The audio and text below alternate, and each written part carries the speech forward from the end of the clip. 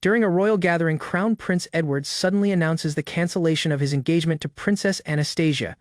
The unexpected declaration shocks the nobles as everyone turns toward the future crown princess. Anastasia calmly asks for an explanation, but Edward dismisses her response and criticizes her attitude. The gathered nobles quietly observe as tension spreads throughout the hall. Edward introduces Amy as the woman he believes deserves to stand beside him. He praises Amy's kindness while claiming Anastasia lacks the qualities required to become the kingdom's future queen. Edward accuses Anastasia of bullying Amy and declares that everyone already knows about her cruel behavior. His supporters immediately stand behind him, making the accusation appear convincing. Edward concludes that Anastasia is unfit to become the kingdom's future queen and mother. Although whispers spread among the guests, Anastasia remains composed, silently enduring the public humiliation. After hearing the prince's accusations, Anastasia quietly understands the true purpose behind the public humiliation. Amy remains beside Edward while the surrounding nobles continue watching the tense confrontation. Anastasia suddenly begins trembling as overwhelming emotions consume her. The unexpected reaction surprises nearby guests who realize the atmosphere has changed dramatically. Without warning, Anastasia loses her balance and falls forward before the crowd.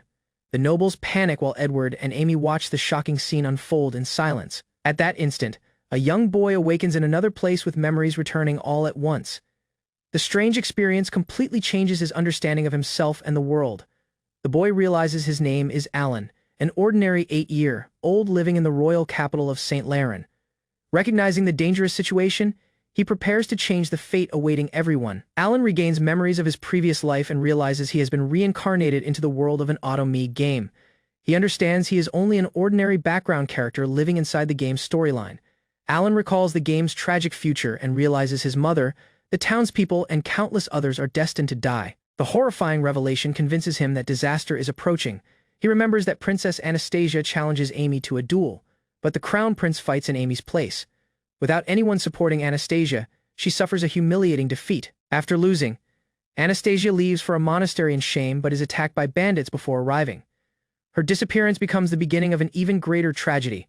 Anastasia's fate throws the kingdom into political chaos and eventually sparks civil war. As neighboring nations invade the weakened country, Alan realizes he must prevent the disastrous future. Alan refuses to accept the tragic future revealed by his recovered memories. Determined to protect his family, he firmly decides that he will not allow the coming disaster to destroy their lives. Alan's mother rushes into his room after hearing the loud commotion. Worried by his strange behavior, she finds him overwhelmed but physically unharmed inside their home. Alan calms himself and reassures his mother that nothing serious has happened. After seeing her gentle smile, he quietly hides the truth about the memories he has regained. Watching the peaceful town outside, Alan vows to protect his mother, the townspeople, and everyone living there. His determination grows stronger as he accepts the difficult future ahead. Alan realizes escaping with his mother is impossible because of the kingdom's strict feudal system. Instead of fleeing, he resolves to remain in town and change fate through his own actions. Alan resolves to overturn the game's tragic storyline before Anastasia's condemnation. The civil war and the kingdom's collapse can occur. He decides that changing fate becomes his new purpose. While eating breakfast with his mother, Alan recalls the current timeline and confirms there are still 8 years before Anastasia's engagement is publicly annulled. The remaining time gives him hope to prepare. Alan reflects on his previous life and realizes his knowledge of the otome game is his greatest advantage. He decides saving Anastasia is also the best way to protect his mother and hometown. Walking through the capital, Alan suddenly notices a noble carriage passing along the busy street. The unexpected arrival immediately catches his attention. Alan recognizes the young noble girl inside the carriage as Anastasia. Realizing fate has given him an early opportunity, he watches carefully, determined to begin changing her future. Alan and Anastasia briefly notice each other as the passing carriage crosses his path. Although the encounter lasts only a moment, Alan realizes fate has already begun moving according to the game's story. Alan apologizes inwardly for doing nothing during their first meeting. Watching the carriage disappear, he renews his determination to overturn the tragic future awaiting Anastasia and the kingdom. Alan reviews the events he remembers from the game and decides to use that knowledge to predict future developments. Beyond changing history, he sincerely wishes to save Anastasia's life. Alan reflects that Anastasia is unfairly labeled the story's villainess. Despite being an honorable and responsible person, her true character strengthens his resolve to protect her. Remembering Anastasia's strong sense of duty, Alan believes she truly embodies the ideals expected of the nobility. He becomes convinced that saving her is the key to changing the kingdom's fate. Alan reflects on the game's storyline and realizes Anastasia was unfairly portrayed as a villain despite her true character. He believes the original scenario twists the truth and deserves to be changed. While walking through the marketplace, Alan unexpectedly bumps into Monica, a cheerful woman carrying groceries. The brief encounter reminds him of the ordinary people he also wants to protect. Alan apologizes before speaking with Monica about her shopping and daily work. After their friendly conversation, he decides to ask for her help with an important matter. Alan follows Monica to the tavern connected to the Adventurers Guild. Believing the guild could help achieve his plans, he prepares to make his first request. Inside the guild, Alan and his mother approach the adventurers gathered in the hall. Their unexpected visit attracts everyone's attention. As Alan prepares to explain his purpose, Alan realizes his plan to change the future has finally begun. Although nervous about the uncertain outcome, he remains determined to take the first step toward altering the kingdom's fate. Inside the Adventurers Guild, Alan and his mother approach the guild members. The guild master notices the young boy and patiently waits to hear his unusual request. Alan boldly asks for permission to clean the mud-filled ditch outside the town. His unexpected proposal surprises everyone gathered inside the guild hall. After considering the request, the guild master agrees to let Alan begin the work. The approval marks the beginning of Alan's first effort to change the future. The guild immediately starts preparing Alan's registration while his mother completes the required documents. As the paperwork proceeds, Alan officially takes his first step into the Adventurers Guild. The guild staff prepares Alan's registration by asking him to place a drop of blood onto a guild card. Although surprised by the procedure, Alan calmly follows the instructions without hesitation. After a small prick on his finger, Alan places his blood onto the card. The guild card immediately reacts with a magical glow, confirming that the registration process has succeeded.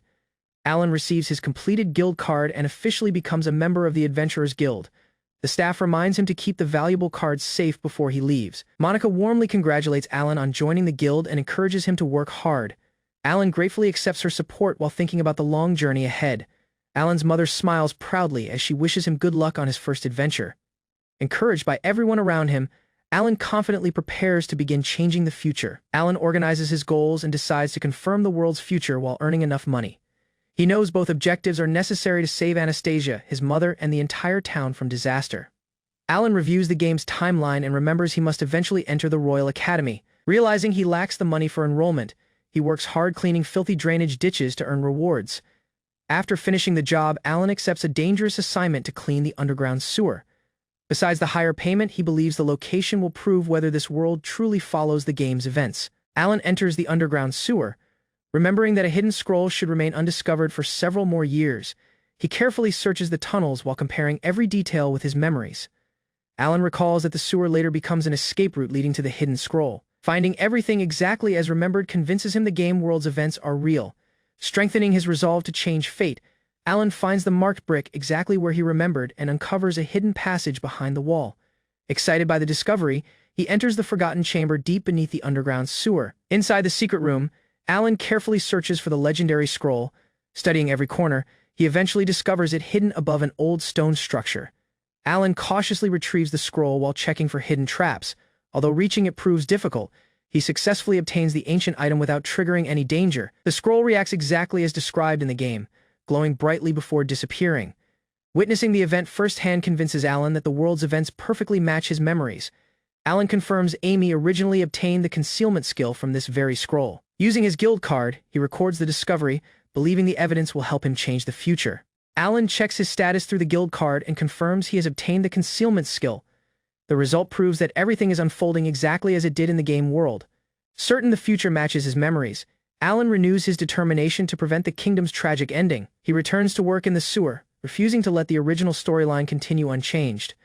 After finishing the day's work, the adventurers tell Alan to clean himself before returning home. The cheerful workers joke with him, treating the young boy like one of their own companions. Alan washes away the dirt while another worker nearby finishes bathing. The exhausting day finally comes to an end after hours spent cleaning the underground sewer. As Alan prepares to leave, he unexpectedly encounters Monica again outside the bathing area. She notices his condition, while the surrounding adventurers remind him that his mother has been worried about him every day. Back home, Alan ignores the workers' jokes and begins testing the newly acquired concealment skill. He quietly checks whether the ability functions exactly as described in the game's storyline. Alan successfully activates the skill inside his house and confirms it works as expected. His mother unknowingly calls him for dinner, proving the concealment ability can hide his presence effectively. During dinner, Alan gives his mother the money he earned from the guild. He also remembers that studying at the local school is necessary before taking the Royal Academy entrance examination. After obtaining concealment, Alan sets his sights on acquiring the appraisal skill. He believes the new ability will become another key to changing the kingdom's future. Alan recalls that the appraisal scroll lies inside a dangerous monster-infested area instead of a sewer. Knowing the journey could cost his life, he still resolves to obtain the skill. Alan continues searching the wilderness while using concealment to avoid nearby horned rabbits. Although the monsters are harmless, his real objective is locating the forgotten ruins hiding the appraisal scroll. For several days, Alan explores forests and compares the landscape with his memories. Despite repeated failures, he refuses to give up and continues searching before nightfall each day. The exhausting exploration continues into the third and fourth days. Alan returns home tired every evening, hiding his true mission while reassuring his worried mother that everything is fine. On the fifth day, Alan finally discovers the ancient ruins hidden deep within the wilderness. Relieved that his efforts have succeeded, he immediately prepares to continue the search. Alan carefully enters the ruins, determined to locate the appraisal scroll before celebrating. Suddenly, an unfamiliar sound catches his attention, forcing him to hide and observe the danger ahead. Alan secretly discovers a group of goblins guarding the ancient ruins. Realizing unexpected danger blocks his path, he carefully considers his next move, taking Alan off guard with their crushing numbers. From a secret vantage point, he assessed the danger. Knowing concealment became the only thing keeping him alive. The appearance of the parchment of evaluation arrived to mind its retrieval, now more urgent than ever. Steadying his breath, Alan rejected the idea of withdrawal, aware delay would cost him all. With fresh resolve, he advanced, placing his faith in the power of romance game skills. Alan descended the stone stride, entering the subterranean layers with careful resolve. The passage forward glowed softly, illuminated by moss clinging to the cave walls. Stretching out to the luminous surface, he took a scene to admire the serene light around him. Despite the cramped space, he pressed forward, quietly hoping no more goblins lurked below. Soon, he found the secret room. The parchment of evaluation was finally within reach. To Alan's alarm, the room held not just the parchment, but piles of loot never seen in the game. An unexpected movement alarmed him. A goblin guard appeared, taking him completely off guard. He hid swiftly, realizing the room served as a treasure vault for the goblins. Single of them drew near, sniffing suspiciously, his appearance uncomfortably close. The odor shaken Alan, but he struggled to stay silent and unnoticed. Unexpected blow distracted the goblin, giving Alan the scene he required to escape detection. He dropped nearby, tired but relieved to have made it past unnoticed. Reflecting on the circumstance, Alan understood the incidents in the ruins were diverging from the game's script. While some changes became troubling, the parchment became still buried in its secret spot. Using the map's clue, he retrieved it safe from goblins. Thanks to clever concealment, Alan let the goblins pass, his heart pounding as he stayed secret just inches away. After safely stretching the surface, he looked rear at the city, relieved to have came back unharmed. In secret, he readied to use the parchment, aware that discovery would bring problems. The ability was properly acquired concealment evaluation. Now part of his arsenal, with fresh resolve, Alan resumed his daily existence, already scheming his next move. A fortnight afterward, Alan noticed an unusual buzz among the others as he arrived in the courtyard. He approached the instructor for answers, sensing something serious possessed occurred. The boy explained they'd found a goblin nest in a remote labyrinth and planned a strike. Alan quietly affirmed his choice, securing the parchment earlier possessed been the right call. Yet as scenarios shifted, he wondered if the game script became already unraveling. Alan asked if the instructor would join the strike, only to listen to him politely refuse. Surprised, Alan questioned his decision, noting how capable he still appeared. With a grin, the boy showed a prosthetic leg, his adventuring days behind him. He explained an orc's poisoned arrow possessed finished his active career. Though the prosthetic functioned well, combat possessed become difficult. Now he focused on teaching and basic routines. The instructor grinned kindly, offering to teach Alan's sword basics once he was prepared. Not long after, the crew began scheming their route to the ruins. Maps spread out across the desk. Watching silently, Alan admired the boy's leadership despite his retired status. Afterward, while working, Alan set his sights on a fresh goal: learning alchemy. On his time off, he readied to head into city, silently advancing his plans solely. Alan walked past the market, thinking about the steep cost of the alchemy parchment, 15 million cents. Encircled by merchants, he pondered how to make enough funds to reach that goal. He understood his evaluation ability could help identify valuable items secret among common goods. A rare earring worth 300,000 cents caught his notice almost immediately. Interested, Alan approached the vendor, requesting about the earring's details and value. Alan inquired about the earring's origin and decided to buy it after hearing its backstory. He paid using his association badge, proving the purchase at a surprisingly low price. Despite the vendor's teasing about romance, Alan stayed focused on his goal. He calculated the profit buying low and selling bright could become a valuable side strategy. With a resolved grin, Alan decided to continue working hard and rescuing steadily. Alan showed the earring and gloves to the instructor, requesting for an expert opinion before selling. The boy examined them briefly, already intrigued, and offered to call a specialist. The expert confirmed the item's identities: earring of strength and rare fireproof gloves. He cautioned Alan about the risks of open selling but offered a fair association purchase instead. Grateful, Alan agreed, warned to stay grounded and not let luck go into greed. Alan created single final petition. He wanted to learn how to wield a sword. Training began, but his appearance became swiftly corrected with loud, sharp commands. Drenched in sweat, he pushed past each swing, eager to improve under his mentor's guidance. The instructor emphasized that power solely required nothing without ability and grasping.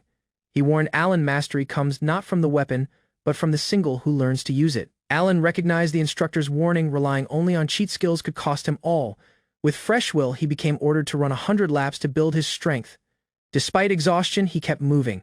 Knowing each step brought him closer to his goal, he dropped, barely able to breathe, but knew tomorrow's training would be just as tough. In that scene, Alan swore he wouldn't lose. He had too much to guard. Alan continued balancing sword training, manual work, and evaluation-based pay, steadily working toward his goal. Now 11, he had saved over 15 million cents, enough to care for the next decisive step. Alan prepares to leave, prompting his mom to ask if he's going out.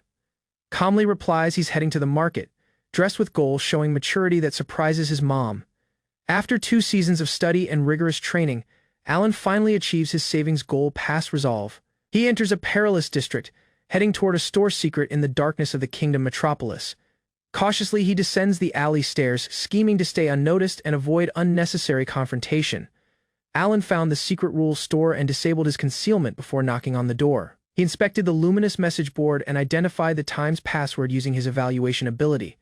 After proving the phrase, he repeated it with precision, prompting the lock to disengage. Within, a cloaked shopkeeper welcomed him with a cryptic grin, requesting his intent. Asked for the parchment of alchemy, ready to negotiate for the steep price offered.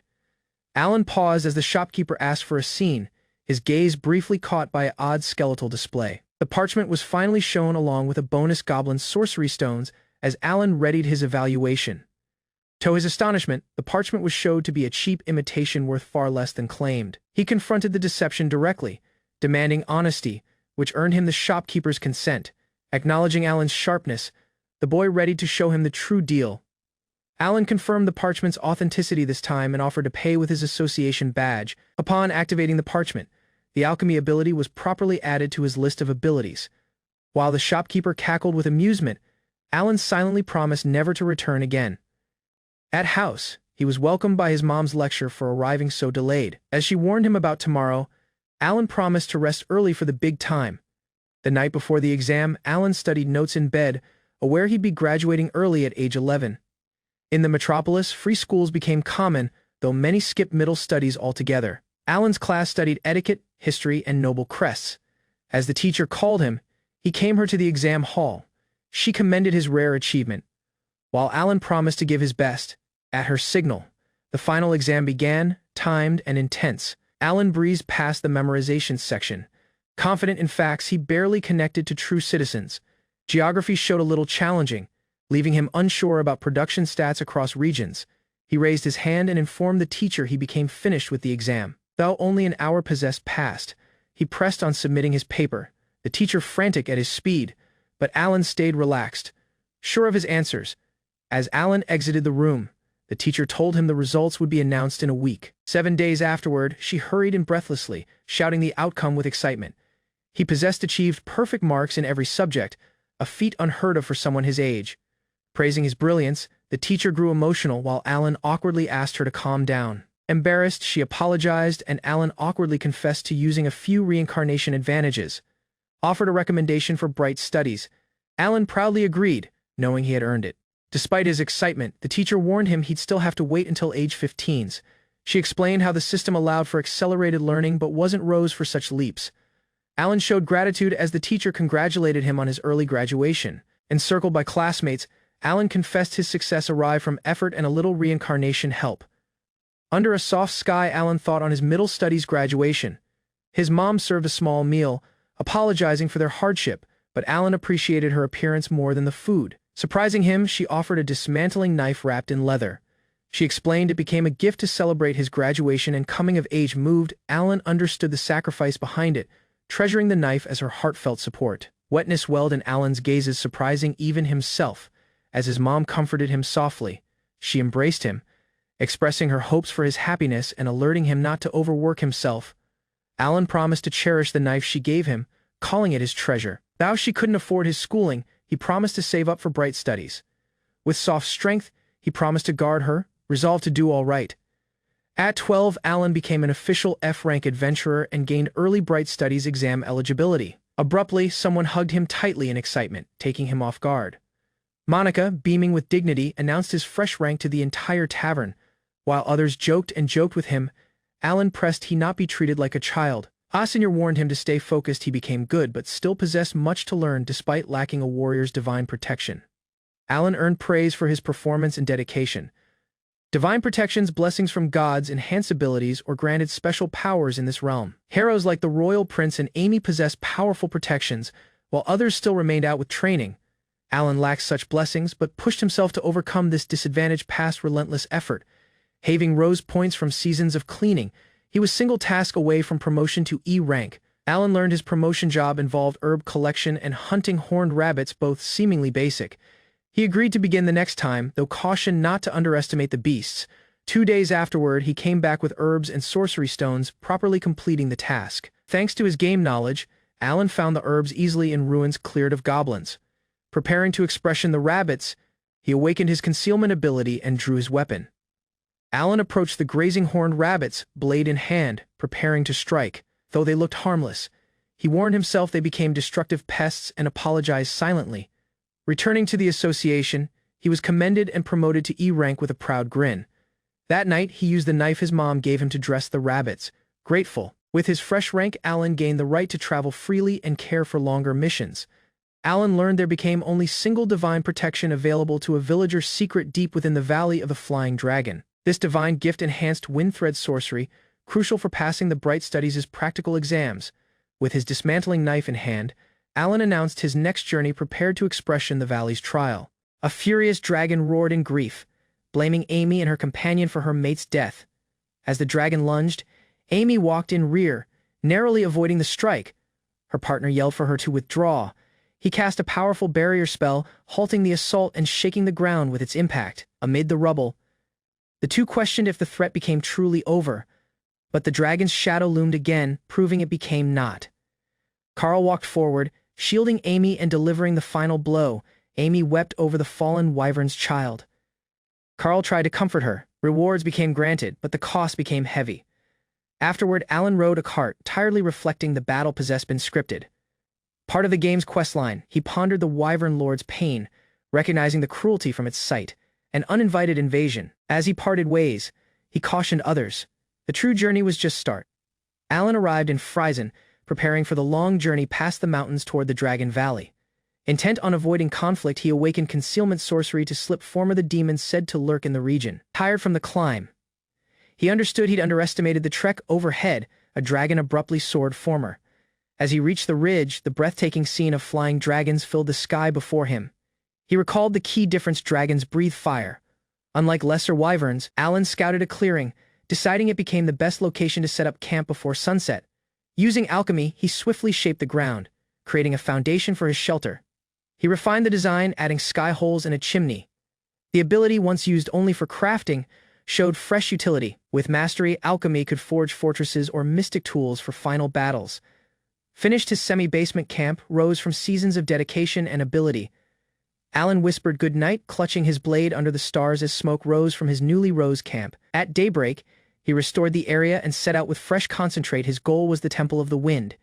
Using concealment, he advanced confidently, avoiding the aggressive wyverns that once posed a constant threat. Soon, he reached the ancient stairs that led to the temple. Just as he began climbing, something surprising caught his notice. Within the temple, a black wyvern lord lay curled beneath the pillars, a father from the slain kin. It appeared to be sleeping.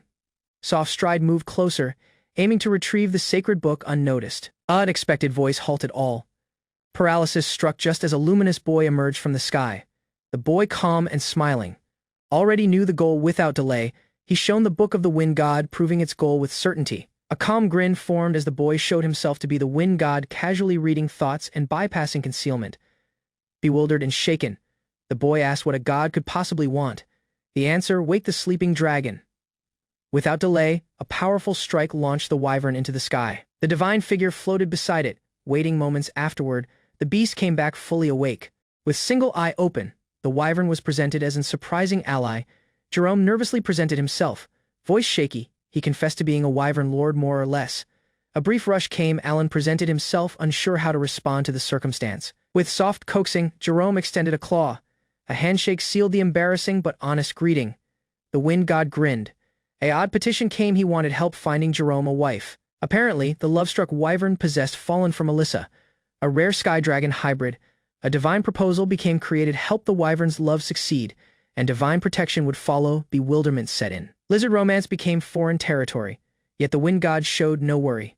Despite delay, questions began. Jerome flustered easily, but cooperation grew. A vision of Melissa appeared, graceful, proud, and unforgettable. In Jerome's gazes, recognition struck. That ribbon fit the game's boss, the final challenge, guarding the book of the wind god. Nervously, Jerome commended Melissa's charm and beauty, remembering the happiness he once possessed. Questions came: her hobbies, interests, but Jerome possessed never spoken to her. Understanding sank in. Admiration from afar wasn't love. He was just a stranger. A strategy to start with greetings took shape behind a tree. He trembled, sweat poured as he tried to speak. Step-by-step advice resounded in his mind. All he possessed to do became introduce himself. Melissa's sharp glare froze him. Questions cut past. Who became he, and what did he want? Crushed by her cold stare, he wilted, wings dropped, dignity shattered. A gift was the backup strategy. Alan suggested meet. Jerome agreed. Appeared reasonable for wyverns. While they waited, the wind god floated casually. Jerome's delay raised worry, but faith in his skills stayed. Moments afterward, he came back, tired but triumphant. He shone the prey in his claws. With the meat offering behind them, Alan suggested a fresh angle look. Fashion might labor where remarks failed. Resolved not to give up, Jerome took off, eager for the next strategy. A dramatic floral entry was attempted. Melissa responded with terror, not flattery. Slumped on the ground, Jerome reconsidered. Maybe flashy wasn't effective. After all, Alan proposed a fresh idea: dress well, not loud. A suit symbolized trust. For humans, at least, an idea formed: if suits gain trust, maybe a necktie solely would help. Alan considered crafting single himself at the middle of a drawn circle. He began shaping it using sorcery. Jerome saw, puzzled but intrigued. Alchemy blazed to existence. A glow rushed as components fused past the awakened sorcery circle. The result glimmered into sight. A perfect, crisp necktie appeared on Jerome's chest. Grinning proudly, he thanked Alan. The effort paid off. He finally seemed prepared. Jerome beamed with gratitude and hurried to show off his fresh look. In the middle of the audience, Melissa remained encircled. He yelled her name with haste. Realizing he didn't know her place, he relied on divine help and launched into flight. Wetness welled up as he spotted her. Resolve filled his heart. Soaring past the sky, Alan and his ally approach a tense battlefield. Amid the bewilderment, the lizard warriors hesitate, unsure how to respond to the surprising circumstance. Without notice, a violent impact shatters the standoff as two powerful troops collide middle of sky. Crashing to the ground, Alan disrupts the enemy formation, taking them off guard. With fierce resolve, a lone warrior shields Melissa. Unleashing a defiant roar at the approaching threat, several enemies close in, surrounding the fallen warrior as he struggles to hold them rear. Despite his injuries, he urges Melissa to escape, remaining protectively between her and danger. With haste in her gazes, Melissa leaps into the sky, flying away from the battlefield. Behind her, the brave warrior intercepts a strike, refusing to let anyone reach her. Summoning his strength, he unleashes a powerful counterattack, sending enemies crashing in every direction. Melissa is abruptly seized middle of flight, pulled rear by a resolved pursuer stretching out with power. Far above the cliffs, a chaotic chase unfolds as multiple figures scatter across the sky. Down below, Alan and his companion react to the approaching threat, alarmed by the aerial scene. Without delay, the god intervenes middle of sky, disrupting the enemy's path with a burst of wind. Trying to explain the circumstance, Alan introduces themselves as friends, though bewilderment still lingers. Comforted by his companion, Melissa learns the warrior fought bravely to guard her. Midair, the tired fighter loses command and begins spiraling downward toward the cliffs below. A loud crash follows as his form hits the rocky ground, raising a cloud of dust. Melissa, caught beneath him, winces in pain as they both struggle to recover. Flustered and embarrassed, he scrambles off her, apologizing with frantic haste. Melissa, still flustered, expresses her gratitude to Jerome for rescuing her, addressing him softly without delay. She leans forward and kisses his cheek, calling him cool with sincere admiration. From a distance, Alan watches their scene happen, realizing his task is now finished. A divine voice reaches out, promising Alan the reward he became promised for his efforts.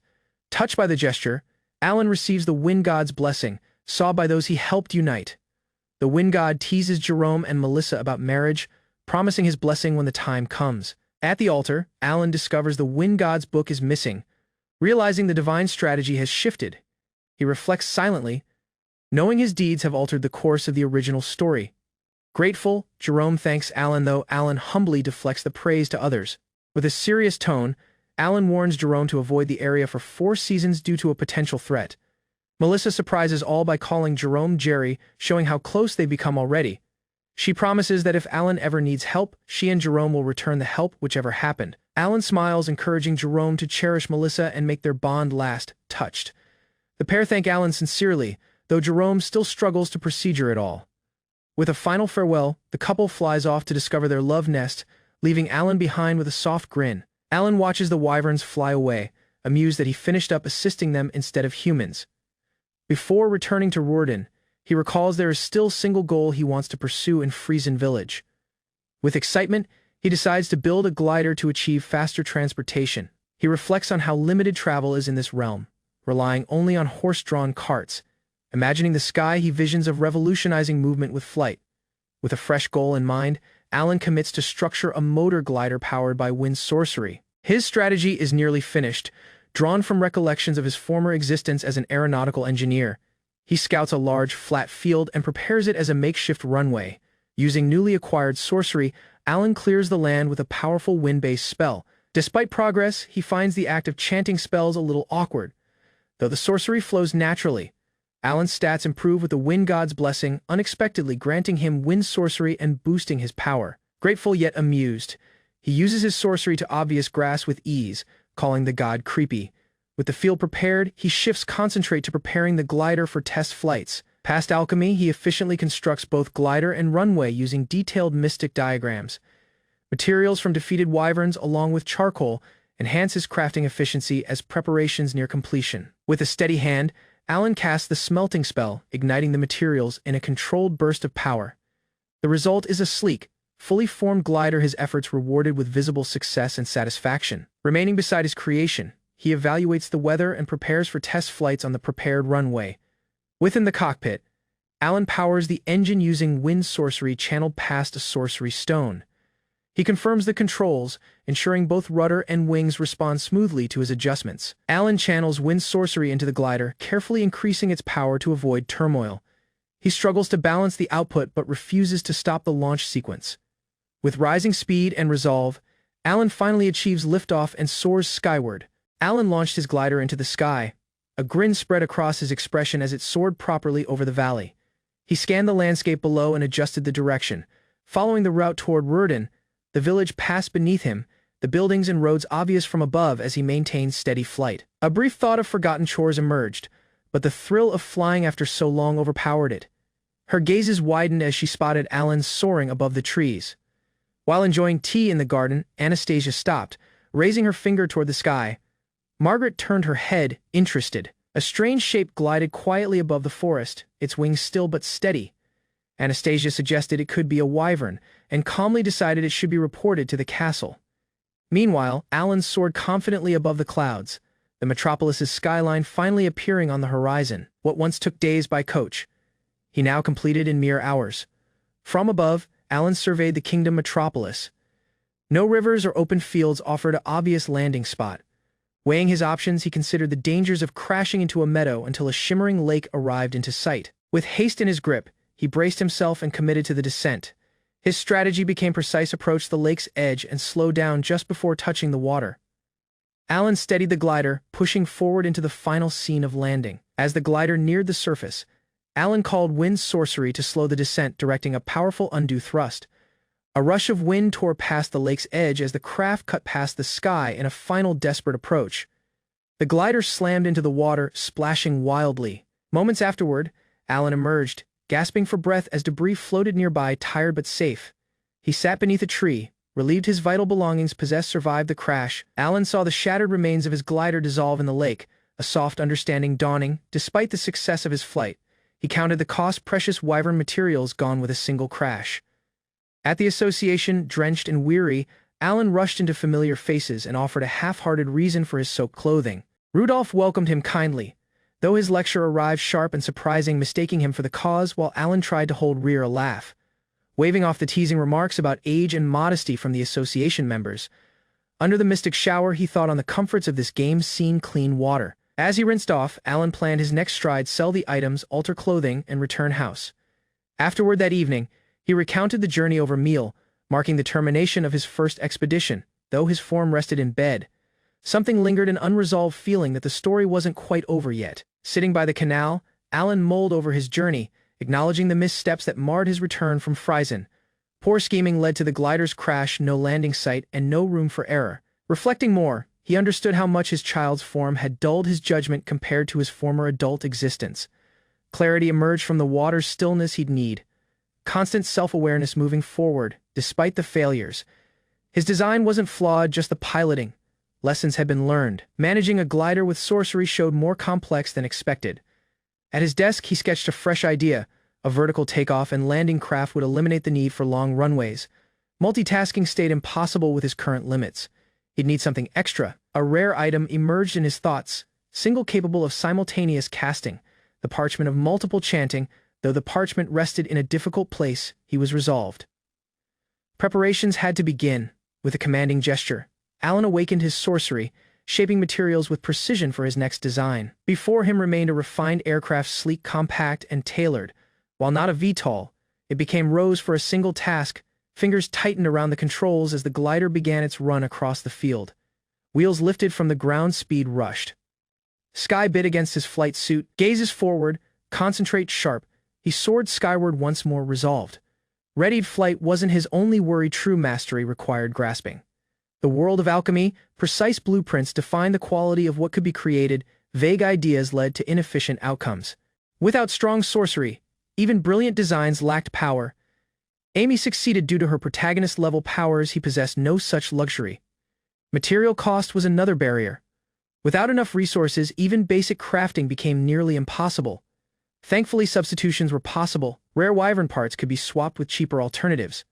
Alan spotted a towering structure rising into the sky, the fabled Tower of the Sage. Forward, a tiny aircraft approached the towering structure, piercing the clouds, known as the Sage's Tower. It reached over 300 floors into the sky. Two reached the summit. The pilot possessed to ascend in spirals, navigating each loop with precision. Flying above the stratus clouds, he calculated his altitude near 2,000 meters. Near the top, no opposition arrived from the tower as he closed in. He readied to reach the highest floor of the Sage's Tower with haste. He dismantled the wind sorcery engine mid-air and launched himself from the aircraft. Descending freely, he drifted above the tower while preparing to summon sorcery past his focus mana. A burst of power awakened the parachute, stabilizing his downfall as wind sorcery rushed. His timing precise. The impact hit the tower's top section in a controlled explosion. He landed safely and swiftly began storing away his deployed gear. Swinging from a rope, he steadied himself against the tower's outer barrier, taking his breath mid-air. Within the breach, he dropped on the floor, tired but comforted that all proceeded as planned. Declaring the task a triumph, he recognized how his aerial infiltration bypassed all expected threats. He uncovered a sealed parchment within the room, its glow proving its value. With a single gesture, the ability became absorbed, another step toward his ultimate goal. As the tower began repairing itself, he understood time became short and escape was urgent. Right above the clouds, he thought on the stake just taken to gain a powerful ability. A legend told of a sage who cast spells without chanting, using sorcery to help others. Though the sage died tragically, his soul became the chantless parchment, secret in a mystical forest. Now, his next destination became obvious: reach the Forest of Illusion and retrieve the final parchment. Navigating by a dated association map, he tried estimating his place near the Forest of Illusion. Uncertainty loomed as he drifted off course, worried about landing before nightfall. Strong demons lurked below, and he knew his strength became limited. Caution was crucial. As the sun dipped low, he finally spotted the village nestled between the trees. Relieved, he aimed for the bead point just beyond the village to safely descend. He engaged the vertical engine, initiating a controlled descent toward the clearing below. Altitude command systems on both wings stabilized the craft for a precise landing. Touching down softly, he walked out, tired but relieved the flight had finished safely. Though tired, he readied to conceal the aircraft with sorcery before entering the village. Before he could proceed, armed villagers encircled him, ordering him to stay still. Caught off guard, Alan froze as strain filled the sky and weapons aimed at him. Brought before the village elders, he confirmed his identity as a human named Alan. The lead elf questioned his appearance, demanding a cause for entering the village. Alan explained he got lost, but single elf charged him of deception. Before judgment was passed, the elder warned all of the energy protecting their house. The elf ruler questioned how Alan, a human, escaped the forest limits. Doubt filled the room as no single sensed mystic power strong enough to justify flight. Alan cautiously showed he became protected by the wind god, though he preferred to stay discreet. Surprised by his answer, the elves lowered their weapons, murmuring about divine protection. Moved, the ruler commended the gods while Alan stayed unsure of what he had just started. Now seen as a divine figure, Alan became respectfully asked by the ruler to save their village. Bewildered, he wondered if a fresh game event possessed unexpectedly begun. The ruler explained that an evil spirit became slowly drawing nearer to their house, immune to their efforts. Alan, not aware of the event, tried to understand the threat past calm asking about. She stated how the spirit harassed both the elves and their guardian energy relentlessly. Alan learned the spirit hadn't harmed anyone yet, but its approach threatened the village's fate. Despite delay, the elves pleaded for his help, believing in his divine protection. Abruptly, the elf princess Sherry barged in, vowing to lose the spirit herself without human aid. Before the argument escalated, a villager hurried in to report the spirit's unexpected look. Sherry sprinted off, demanding the place while others struggled to keep her in check. With the ruler's plea in mind, Alan decided to follow the princess into the commotion. Shouts rang past the village as guards mobilized. The evil spirit possessed appeared in the square. A robed figure wandered aimlessly, drawing fearful gazes from villagers and soldiers alike. Alan questioned the label, sensing something odd about the supposed threat's vacant behavior. Bewildered, he understood he saw a boy, while the elves stated a black fog instead. Alan confessed he only saw a cloaked boy, prompting the ruler to grant him spirit vision. With enhanced seeing, he now witnessed the figure harassing frantic energy, proving the threat. Sherry drew her bow, declaring she would destroy the spirit without delay. He tried to stop her, uncertain whether the boy deserved death. Her arrow veered off objective, and frustration mounted as bewilderment over the spirit's identity worsened. The ruler turned to Alan with haste as the robed figure continued moving ominously past the village. Alan stared at the cloaked boy's hollow look, unable to identify what he truly became. An odd hooded boy appeared in front of an audience, casting light into the sky. Unsure of the boy's aims, Alan cautiously tried to speak to him and calm the circumstance. Abruptly, the boy yelled his frustrations, drawing notice with an outburst of private disclosure. He continued ranting, trying to justify himself with his name and minor. Alan, disturbed, suspected the boy was chasing a young woman and sensed possible criminal behavior. The robed boy excitedly claimed he sought an ancient spirit dwelling in the elf village. With unsettling enthusiasm, he explained the spirit looked like a child despite her age, alarming Alan. Meanwhile, the elves misjudged the scene, thinking Alan became interacting with a perilous entity. A confrontation broke out as accusations flew, with the boy defensively insisting on his innocence. Alan, growing irritated, scolded him for frightening the spirit and ordered him to stop chasing her. Hooded boy gasped in disbelief upon realizing his appearance was frightening the energy. Despite being told to leave, he stubbornly pressed on entering the elf village, asserting it became essential. He showed his goal, meeting the elf ruler to obtain a key ingredient for creating an elixir. Alan pulled him rear, pointing out the ruler already remained before them. The elves, however, stayed wary, convinced he was an evil spirit due to his questionable aims. Alan asked the boy if he would leave the village in exchange for the ingredients he required. With consent from the elf ruler, Alan formally agreed to listen to the boy's petition. The odd boy reiterated he required a spirit tree petal and honey, promising to go afterward, responding swiftly. The elves gathered the ingredients as instructed by their ruler. Upon tasting the mixture, The boy confirmed its quality, prompting Alan to remind him of his promise. Grateful beyond remarks, the robe boy promised Alan he would never forget the gentleness shown. Meanwhile, the elves celebrated Alan, praising him as a divine figure sent by the gods. Among them, a tsundere elf reluctantly recognized Alan's efforts. Though tried to mask her consent, the villagers invited Alan to stay for the night, offering him a location to rest. Afterward, he soaked in the hot spring. Surprised by the surprising luxury of the elf village, Alan began to reflect, realizing he hadn't anticipated all that occurred during the time. Unexpectedly, a muscular elf went into the washroom and offered to wash Alan's rear, taking him off guard. As the circumstance escalated awkwardly, Alan nervously declined, asking about the randomness of this romance-like event. Sound from beyond interrupted the scene, drawing notice from others in the village. The elf ruler joyfully announced the birth of the spirit of light, leaving Alan astonished once more. Children saw in wonder as luminous energy danced past the sky, single-identified as the spirit of light. The elf ruler marveled at the phenomenon, noting it hadn't occurred in 800 seasons. Alan, remembering game knowledge, grew wary this event didn't match the original story timeline. Abruptly, the spirit approached Alan, joyfully recognizing him as her savior from the time before. She showed that, thanks to the elixir she possessed, ascended and become a spirit herself. Alan became shocked to realize the spirit was the same eccentric boy from the time before. Now transformed, the spirit announced she truly understood what it required to be a youthful young woman. She showed her fresh name, Lu, and that she possessed created a contract with Millie. The elf ruler joyfully agreed the news and congratulated Millie on the surprising bond. Alan, bewildered by the deviation from the game's incidents, decided it was no longer his worry. The spirit Lu shown Alan with a parchment, offering it as a gift in gratitude. She explained it became a powerful chantless parchment she possessed, crafted after mastering her transformation. Originally required for her daughter, she entrusted it to Alan, acknowledging his great help. Upon evaluation, Alan confirmed the parchment's authenticity could grant the rare chantless ability. Though grateful, Alan seemed conflicted. Having obtained an incredible reward from such an odd source, Alan ready to leave the elf village, thanking the ruler and villagers for their cooperation. Nearby, the elf princess questioned the flying machine's ability. Clearly skeptical of its function, before his departure, the elf ruler approached Alan with something in her hands. She shone a handmade amulet, a token of gratitude and a symbol of their bond. As final preparations were made, villagers walked rear cautiously, watching the aircraft come to existence. The aircraft lifted off the ground with power, alarming the gathered elves as it took flight. Alan yelled his thanks and farewell, promising to return while the villagers saw in awe. All looked skyward, their expressions a mix of surprise, admiration, and soft farewell from above. Lu waved goodbye, her voice holding a promise of reunion as Alan departed. At house, Alan studied his progress, satisfied that phase single of his task was finished.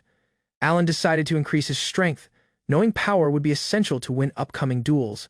Returning to the association, his companions offered encouragement, some teasing, others giving sincere warnings. Single boy, remaining like a mentor, warned Alan not to act recklessly and dishonor his mom.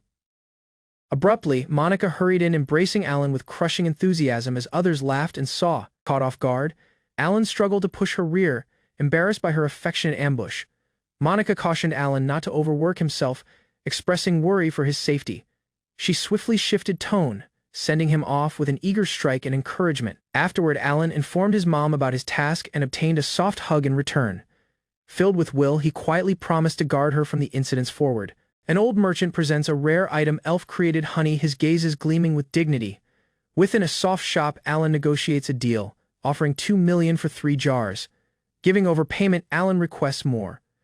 Knowing the supply is difficult to secure, he then asks about sorcery bags, hoping to discover single with vast storage capacity. The merchant laughs, explaining such powerful items exist, but are nearly priceless and unseen. Alan agrees to return, amused by the merchant's eagerness and cryptic wit. Days afterward, he arrives in the village of Struzen, ready to hunt goblins for a commission. The village chief greets him kindly, explaining how rare visitors have become in recent months. While calculating his expenses, Alan realizes the poor profit margin of exterminating goblins. Despite low rewards and perilous risks, he resolves to expression the threat head-on.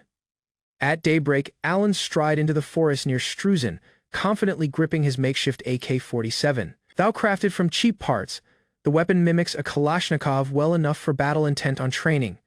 He roams the woods where goblins emerge from a secret labyrinth.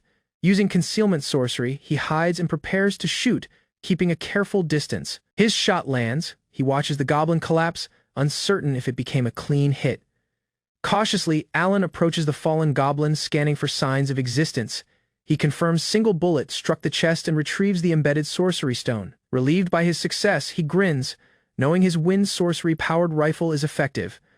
To avoid attracting demons, he disposes of the goblin's form in a smelting pit. Remembering his childhood fears, he reflects armed with this rifle, even illusions feel conquerable. Alan reports his success, presenting 12 goblin sorcery stones to claim his reward. After verifying the kill count with his association badge, the chief confirms the payment. He chooses to remain in the village for a while, eating, resting, and preparing. Before leaving, Alan confirms his next goal, entering the labyrinth directly. A week of fruitless hunting convinces him it's time to expression the dungeon forward. Alan stands before the ancient entry, prepared to confront the infamous Goblin's Labyrinth. Though the dungeon wasn't essential in the original game, he chooses to dive in anyway. Legends speak of a labyrinth core protected by powerful bosses, though its existence is uncertain. With demons being both perilous and valuable, finished destruction isn't constantly the goal. Lantern in hand, he descends into the dim, excited by the tools at his side. Within the labyrinth, Alan notes it isn't densely packed, but the goblin encounters are steady. From the goblin's perspective, the dungeon's arrangement may seem like a maze of unknowns. Despite concealment, the lantern's glow betrays his appearance. Drawing notice, goblins rush forward only to be struck down by his rapid gunfire. Irritated by the absence of stealth, Alan compares himself to a luminous, defenseless anglerfish. Alan navigates swiftly, skipping unnecessary rooms, his recollection of the labyrinth's arrangement guiding the way. He reaches the 5th floor, remaining before the massive door to the boss room. With concentrate, he switches his ammunition from stealth to power rounds, readying for battle. Within, hobgoblins and goblin mages await, defending the core room with hostility. At their middle stands the towering threat, the Goblin King, armed and armored for conflict. Alan prioritizes the goblin mages, unleashing a barrage to eliminate the mystic threat, first with 2 confirmed kills. He swiftly reloads and readies for the next rush. He targets the hobgoblins, next, using smokescreen sorcery and sneaking to re-enable concealment.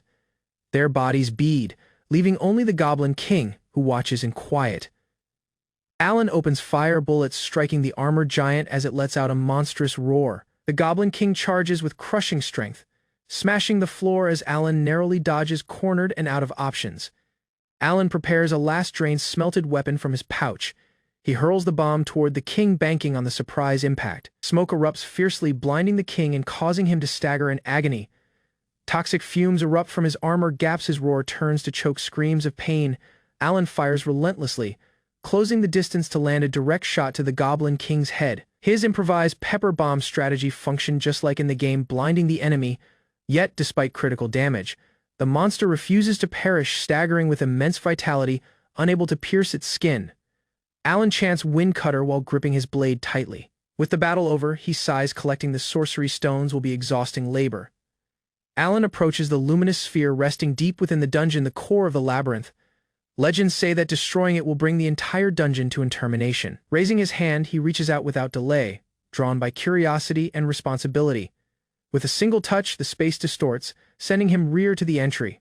Smiling with relief, he confirms it. This is how you conquer the Goblin's Labyrinth. Rear and city, Alan receives praise from the villagers for conquering the labyrinth. Hearing he defeated 138 goblins, his mentor proudly congratulates him, a rare scene of praise. After a long time, Alan agrees to rest before turning in the sorcery stones. A bright lady welcomes him rear with open arms and bold affection. But Alan has already slipped away, leaving her shouting in comedic frustration. With the labyrinth conquered, Alan walks past the city, his heart lighter than before. Now wealthier and stronger, he considers his next goal, but something private comes first. He decides to tell his mom all when he returns house. Smiling with Will, he and his mom's strategy to start a fresh existence elsewhere. Alan walked past the door to the familiar scent of house, taking his mom middle of preparation. She froze briefly, then dropped all to wrap him in a tight hug. Worry marked across her expression as she inspected him for injuries. With a soft grin, he assured her of his safety, casually mentioning the dangers he'd faced, holding rear wetness. She confessed she'd been fine during his absence, though her shaking voice hinted otherwise. They shared stories, tiny, everyday moments that held deep meaning. Even the mention of smelly clothing drew kind laughs. Watching her, Alan made a soft vow. He wouldn't allow destiny to steal her away from him. Over meal, Alan's mom suggested he could stay and use his pay as he pleased. She assured him he wasn't reliable for anyone else. Though the tiny apartment possessed many limitations, Alan considered the sacrifices required for an adventurer's lifestyle. He still believed residing apart wasn't right. His gaze shifted toward her as he explained his true wish. It wasn't just about space. He wanted her to live more comfortably. He imagined a house they could share, where she could handle the housework and stay close. Hearing this, she reached out softly, calling his name with emotion in her voice. Though she called him a fool, Alan's mom grinned kindly, agreeing to search for a fresh house together. His expression lit up with soft excitement. The next time, he brought her to the association. Familiar faces welcomed them, surprised yet pleased to see her there. She nervously presented herself, unsure how much Alan possessed about her. Still, she tried her best to make a good impression. Single association member commended Alan's dedication, calling him their most promising newcomer. Hearing that others wanted him in their party, her gazes widened with dignity and astonishment. Alan considered the advantages of ranking up to D, knowing it would free him from current limitations and open doors to bigger opportunities. As discussions shifted toward housing, he mentally weighed his fate plans, waving off party invitations until the right time. Concerned for safety, his mom voiced doubts about residing near the association. Alan recognized the risk but pressed for help finding a safer location. Just then, Monica arrived, surprised to learn Alan became preparing to move. Her appearance changed the tone with familiarity and warmth. Alan proudly ate his aims, now earning more. He wanted a larger location to live with his mom. Monica bent in with a bold grin and offered Alan a surprising invitation to her house, taking him completely off guard. Both Alan and his mom responded in bewilderment, unsure of what Monica truly required by her proposal. With a laugh, she clarified that her father managed an apartment structure and she could help them discover a suitable location. The quoted rent was bright, and Alan paused, doing mental math as his mom nervously asked for his thoughts. Despite the cost, he suggested they go see it, figuring it might actually be a rare, worthwhile bargain. Before heading out, Katerina showed her desire to greet the association members, thankful her child had been encircled by kind citizens. Meanwhile, Alan awkwardly responded to Monica's earlier proposal, only to be joked with again, flustering him as she playfully pressed the misunderstanding. Their group soon arrived at the structure. Monica, now fully in guide mode, explained its convenient place and pointed to the available top-floor unit. Climbing the stairs, she noted the higher floor's unpopularity due to its steep access, though it functioned fine for her. Within, Alan remained in awe. The room became far larger than expected, and his mom wondered if it was too much for them. Alan explored the upper level of the unit, considering whether to claim the lofted space as his bedroom, while his mom doubted she could manage the climb.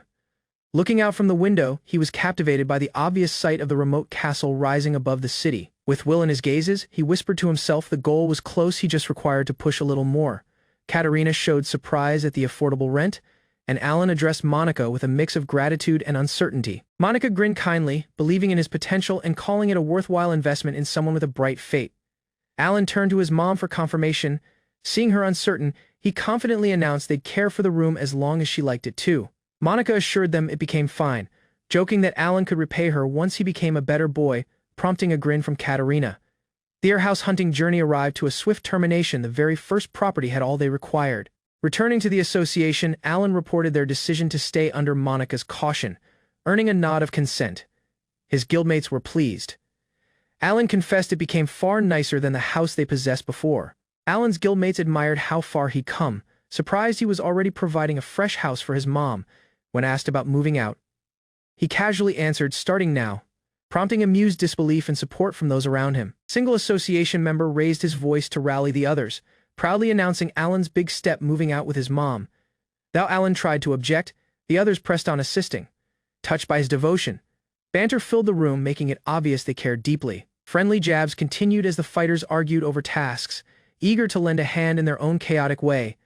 Alan asked his mom what to do. Shaken by all support, Monica softly comforted them, calling Alan like a child to the whole association. Katerina warned Alan to treasure such gentleness, recognizing how fortunate he was to have such wonderful citizens around him.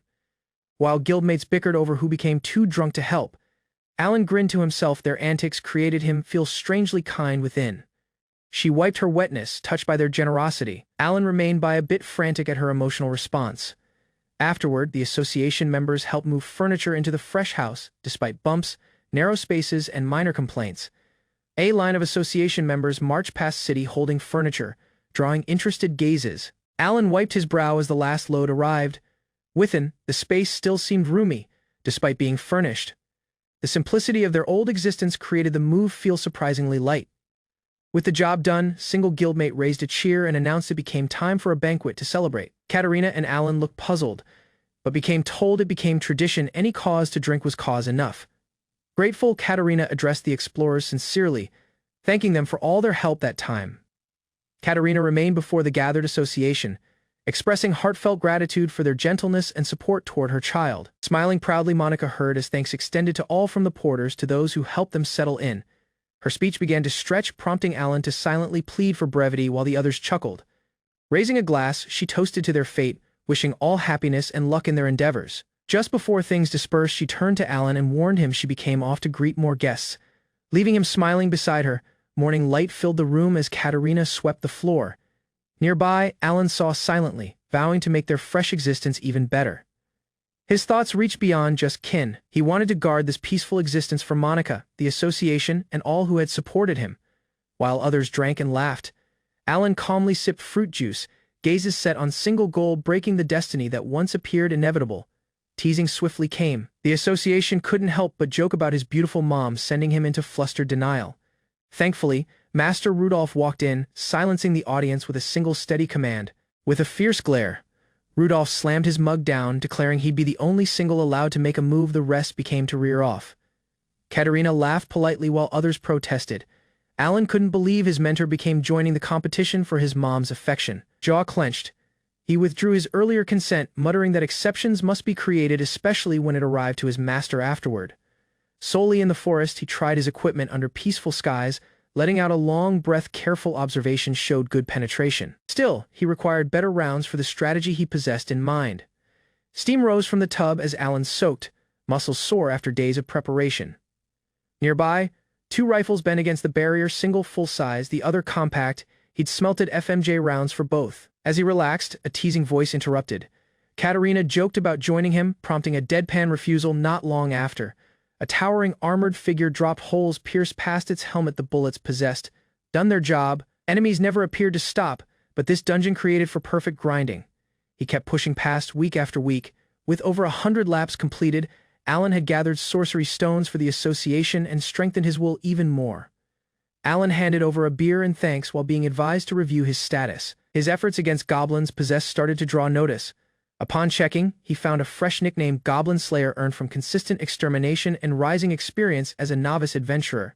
In the dense forest, a pair of massive boars marched forward, disturbing the peace with their heavy snorts and trampling hooves.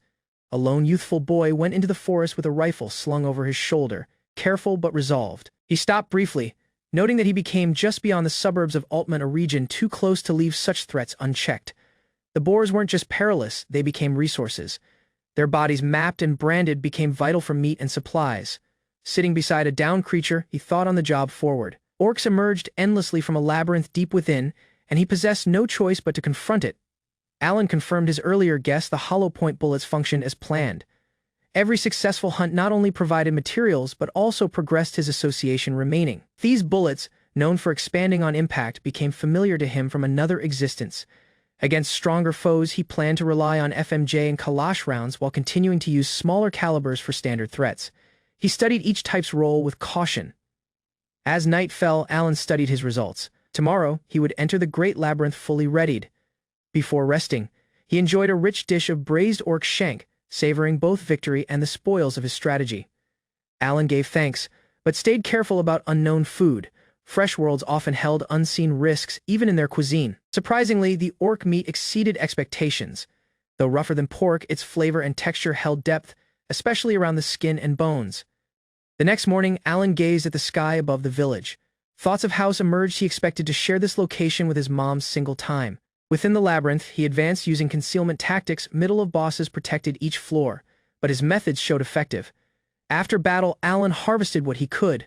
With limited space, he prioritized collecting sorcery stones already used to the routine of survival. At the heart of the labyrinth, the Orc King loomed, encircled by all the middle of bosses Alan had fought before. Its appearance radiated menace, and warned Alan of its savory meat. Without delay, Alan took aim. His strategy was basic: eliminate isolated healers and support units swiftly to weaken the formation. Targeted strikes landed with precision, Mages and priests came by a smokescreen withdraw. Even the orc general took significant damage during the push. Abruptly, the enemy responded fiercely. A sweeping counterattack forced Alan to dive for cover. The general unleashed a burst of sorcery beyond expectation, exposing secret strength Alan had not anticipated. Alan assessed the battlefield. The Orc King's regeneration ability created things difficult, and its massive health pool demanded a strategy beyond brute power. Without wasting time, he launched another smokescreen. The same evasive tactics that possessed brought him this far would have to carry him forward again. The enemies anticipated his usual flanking maneuver and tightened into a defensive formation. He took a different angle and unleashed a blinding chili pepper extract, targeting their vision with practiced precision. Caught off guard, the orcs frantic. Bewilderment spread among their ranks as Alan readied to press the advantage. The disoriented orcs dropped in rapid succession. Alan stayed calm behind cover, striking cleanly past the commotion with trained precision. Abruptly, the Orc King's stirred luminous power rushed past its form, and Alan understood the beast was preparing to regenerate once more. He narrowed his gazes, the healing possessed already completed just as expected. Alan tightened his grip on the rifle, muttering in frustration. With a furious roar, the Orc King charged forward, shattering the floor beneath it. The sky trembled with every step. Alan responded with steady fire. Bullets tore past the smoke, but his gazes widened. The king wasn't slowing down. The Orc King smashed past the debris in a violent rush, sending wood and stone flying across the room. Alan was thrown to the floor. He scrambled rear, gazes broadly as the massive beast loomed over him. Understanding struck. This creature's dense fur and thick fat resembled a brown stance, likely enough to dull even hollow-point rounds. He reached for another rifle, considering the kalash bullet. With steady breath, he readied for a direct strike, though uncertain if it would penetrate. He took aim at the creature's throat, heart locked as the likely weak point. Alan fired toward the Orc King's heart, but the monster staggered forward, seemingly unfazed. His objective had absorbed the damage. Switching tactics, Alan aimed between the creature's gazes, hoping a direct shot would pierce its thick skull. The beast charged. Alan paused. His position gave him a bad angle, and he couldn't land the shot cleanly in time. The impact poured him across the floor. Pain shot past his form as the Orc King continued its relentless advance. Rising slowly, Alan clenched his jaw. It became obvious this wouldn't be a quick fight.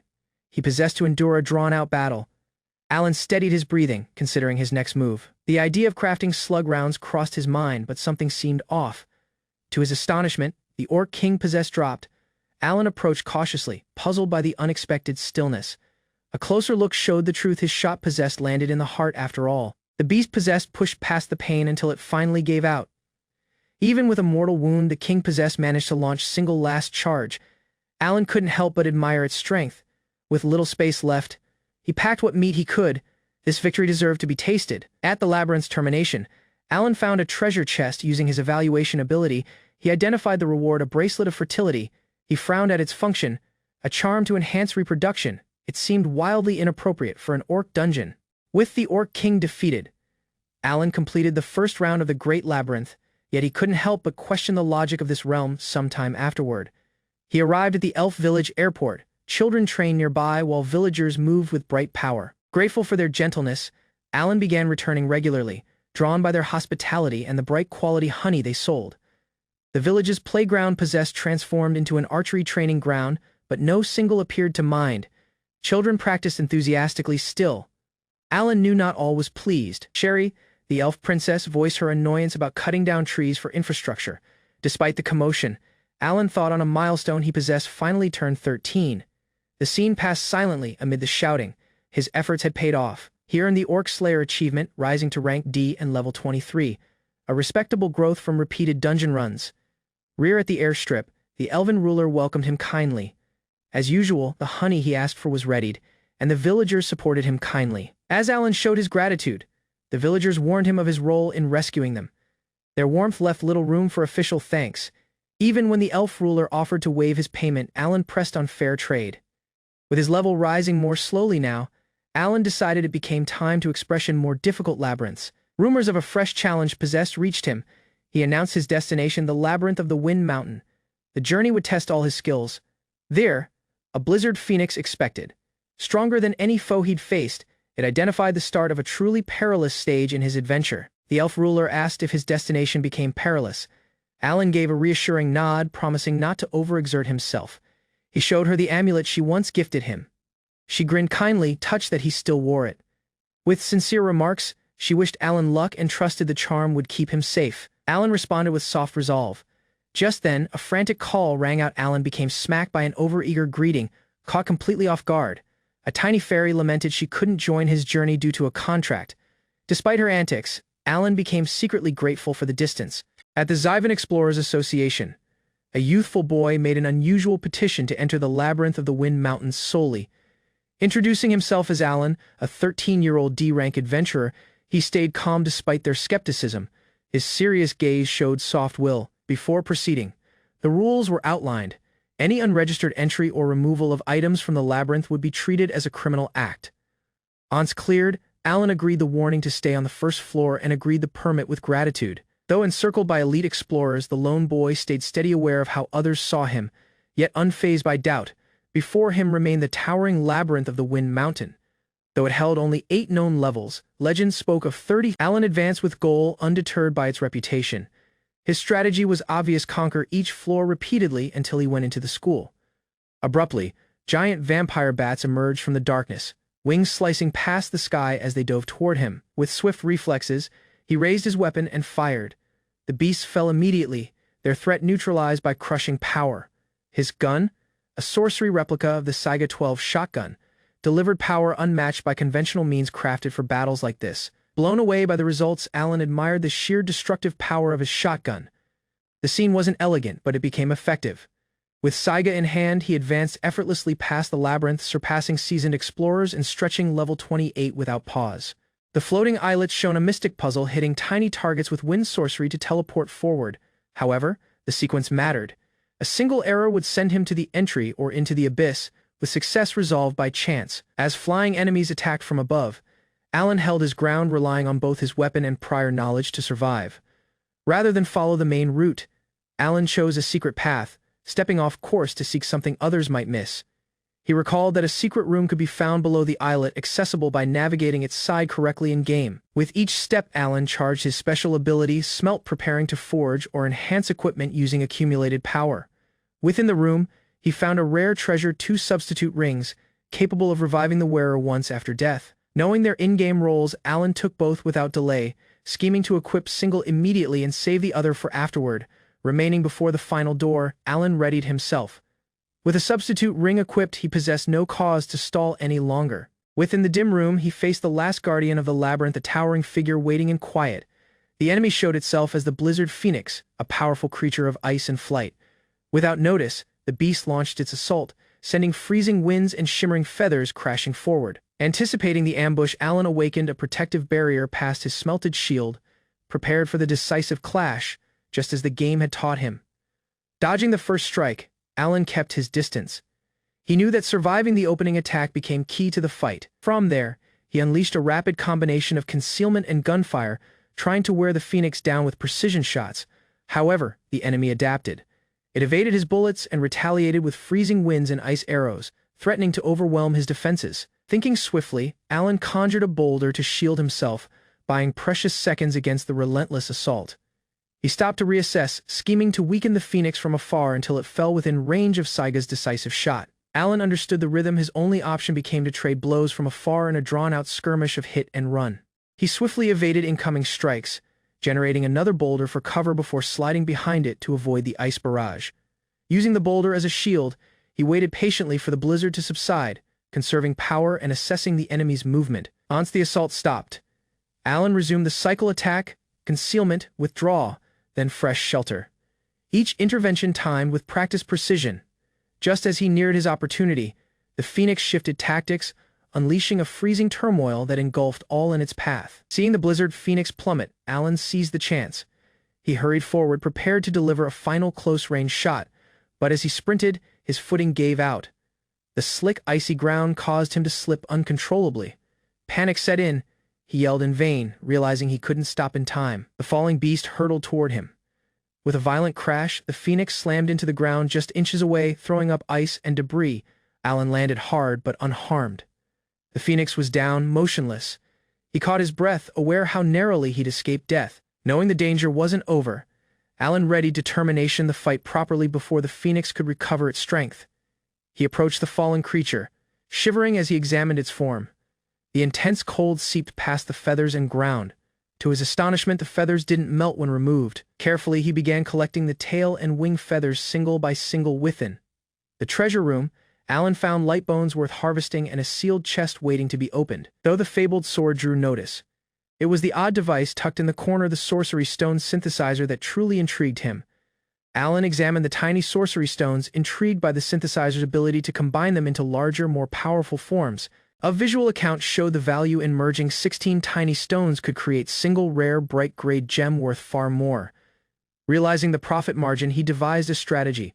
Repeating dungeon runs and using synthesis would steadily increase his wealth. For now, he chose to remain low-key, farming resources silently. He promised to hide the extent of his progress. Rear and city, Alan blended in, easily returning to menial chores, all while concealment the strength he had just proven subterranean. Though he continued doing part-time labor, Alan confirmed he would soon enroll in bright studies, balancing both paths carefully. He mentioned his recent promotion to D rank, noting it aligned with finally attending official classes. Within, his mentor urged him to finish a petition that would push him to C rank, particularly to avoid being underestimated at studies. Alan didn't seem concerned about ranks, but his master pressed the difference mattered for eligibility and reputation. Seeing past Alan's evasiveness, the mentor softly pressed. He clearly knew the boy was concealment much more than he confessed. Alan paused to explain himself. He didn't want anyone discovering his fighting style reliant on guns and concealment sorcery. Before he could clarify more, a trio of elder explorers appeared, eagerly welcoming him as a fresh crew member caught off guard. Alan questioned the arrangement. Working with a group of experienced fighters wasn't what he expected, but his mentor left no room for debate. A task possessed already been scheduled, and orders became to meet at dawn. Even more shocking, his association petition had been absorbed without him knowing. All had already been set in motion. Alan tried to protest, but single of the drunk crew members abruptly clung to him, causing immediate discomfort and panic. Despite Alan's complaints, the group became rejected casually. His complaints about alcohol, when ignored as orders for tomorrow's task, stayed steady. Carlin bent forward with bright gazes, urging Alan to reveal something she couldn't wait to see. Her power filled the room as Alan glanced over. Somebody nearby warned her not to interrupt, prompting a light-hearted pout from Carlin while Alan stayed silently composed. Not long after, the journey began. Alan took his location among the escort crew, guiding a line of wagons toward the remote village of Yerstorf. Their client, Dirk, journeyed the route regularly, managing supply runs whenever the village faced shortages. By selling essential goods in the metropolis, Dirk ensured Yerstorf stayed stocked, then created his way rear without delay. While the wagon rattled along the trail, Carlin bent toward Alan and eagerly asked to see his sorcery once they reached the village. Alan gave a soft nod in agreement. The escort group, created up of experienced association members, noted how closely Carlin clung to Alan far more than anyone else. Their route wound past rough terrain created riskier by recent bandit attacks that possessed damage passing caravans. Alan explained his wind-based sorcery, which could repel enemies. Though he kept the details vague, he confessed leaving his wind sorcery weapons behind. Yet Carlin pressed he showcase his abilities anyway. Alan showed a compact weapon, his wind sorcery gun, crafted in the image of a Makarov pistol, chosen for its concealability and soft operation. Though confident in its effectiveness, he paused with a troubling thought. What if he ever possessed to use it on a person? The weight of that question lingered. Could he shoot someone who wasn't a monster, but a residing human? Carlin noticed his anxiety and asked softly, snapping Alan out of his thoughts with a forced grin. With the path forward turning narrow and perilous, the stake of raiders became very true. The caravan crept along a narrow mountain trail, its path flanked by cliffs and thick forest. Secret gazes saw from above. Abruptly, boulders tumbled down the slope. Alan and the others responded immediately as commotion broke out. Horses neighed, and Carlin clung to him tightly. From the cliffs, armed raiders began their ambush, flanking the convoy from the rear as well. Weapons drawn, they encircled the wagons, blocking any chance of escape as strain spiked among the guards. Their chief walked forward, smug and confident, announcing they would be taking all, including the cargo. The association members swiftly assessed the enemy's numbers. Orders became issued. Dirk became told to stay secret while the others readied for battle. Arrows flew across the battlefield as single of the escorts took aim with precision. Driving rear a charging bandit, steel clashed on both sides. Blades connected with fierce opposition as the attackers pressed in from every angle. Amid the commotion, Alan became called upon to join the fray. A teammate pressed him to demonstrate his sorcery in combat. Delay struck him. These weren't monsters, but citizens. The decision weighed strongly on his conscience. Seeing an attacker rush at his ally, Alan responded instinctively. He yelled the spell's name and unleashed his Wind Cutter sorcery. The incoming bandit was knocked rear middle of charge, his blade dropping as the slicing wind struck him with power. Panic spread past the enemy ranks. Their chief, alarmed by the surprising sorcery, ordered a withdrawal. As the raiders began to escape, single of the escorts pressed Alan not to let them escape. Torn between restraint and responsibility, Alan paused. The command to kill clashed with his conscience. Battle finished with the raiders fleeing. Alan remained in quiet, watching them disappear into the distance, conflicted. The rear guards confirmed the area became secure. The attackers possessed numbered more than expected, but the threat became temporarily over. Alan's teammates regrouped. Single of them asked about the enemy's hideout, but none possessed found it. Their numbers had clearly grown. Frustration boiled over. Jared challenged Alan, lecture him for holding rear when lethal power might have finished it more decisively. Yet another voice chimed in, urging caution. Killing citizens, even enemies, wasn't constantly the right path. Brutal consequences became laid bare. Survivors of raids often faced death, slavery, or worse. Sparing enemies risked fate. Violence. Single escort gave harsh advice. Killing wasn't just acceptable, it became expected. Mercy, he cautioned, possessed no location on the road. Silently, the boy heard. Warnings resounded behind him, pressing the weight of reality onto uncertain shoulders. Tasks resumed. Clearing debris and restoring order helped work period concentrate from the dark lesson to immediate responsibility. Arrival at Yersdorf brought relief. Since that battle, no more raiders dared challenge them along the way. Shouts resounded past the village as children recognized the returning wagon. Term spread swiftly. Supplies had arrived from the metropolis. Locals hurried to help unload crates. Bright greetings filled the sky while hands moved briskly to support the effort. Excitement swelled as fresh clothing became shown off. Some admired the styles, others scolded the impromptu fashion display in public. Last came a light-hearted complaint. Someone joked with Carlin for being just like the other countryside girls she was criticizing. Gifts and medicine were distributed with gratitude. Amid the sound, Carlin chased after a yellow ribbon she claimed as hers. A soft scene turned serious. Harsh remarks cut past. If leadership had been his, the task would have failed. Cause for that failure was already known. Sparing lives while noble wasn't a luxury on the battlefield. Raiders, orcs, goblins, it made no difference. Next time, delay must be replaced with will. Before reflection could settle in, a familiar voice interrupted. A promise about sorcery hadn't been forgotten. More children gathered, eagerly chanting. Whichever weight lingered from combat, their excitement pushed it aside for now. Wind sorcery delighted the children. Gusts spun past the sky until dusk, laughs trailing as parents called them house. Afterward, tables filled under lamplight. Locals gathered for a feast, raising cups in celebration of safe arrival. Gratitude rushed deep, but tradition experienced its part too. Hospitality toward outsiders wasn't just polite, it became expected. A soft custom lingered beneath the surface. In isolated places, newcomers became pressed to help preserve bloodlines. Single bold invitation caught him off guard, blushing and flustered. He stammered past rejection, asking about the absurd circumstance. Morning brought groggy greetings. Companions, drained from more than battle, joked wearily while the village resounded with surprising sounds. Despite the fatigue, children gathered once again. Smiles came back swiftly, their bright gazes begging for another show. Abruptly, strain shifted. A frantic voice called out for the chief. Haste replacing happiness, shouts grew louder. A name pierced past Carlin. Fright gripped the room as understanding struck. Stillness broke, term hit like lightning. Carlin possessed disappeared, abducted while no single noticed. Gazes widened, hearts dropped. Calm was over. News of Carlin's abduction spreads past the city, casting a heavy quiet. Alan hears the report and freezes in disbelief. At house, he gazes at the younger children, his chest tightening. He recalls the scene they left the barrier to gather crops. Now sure, that was when it happened. Alan blames himself. Guilt overtakes him. He rushes out of the house, resolved to act, meeting Jared as he leaves. Wetness mixed with sweat as Alan shouts he failed to stop the threat. He failed to kill them when he possessed the chance. Jared questions his will, urging caution. But Alan is steady, he's going to raid the raiders solely. Alan tries to rally support, but Jared warns of consequences. Explorers won't act without cause, and retaliation could bring ruin to the village. A shadowy figure emerges with a chilling claim. 3 children are now in his command, and their safety hangs by a thread.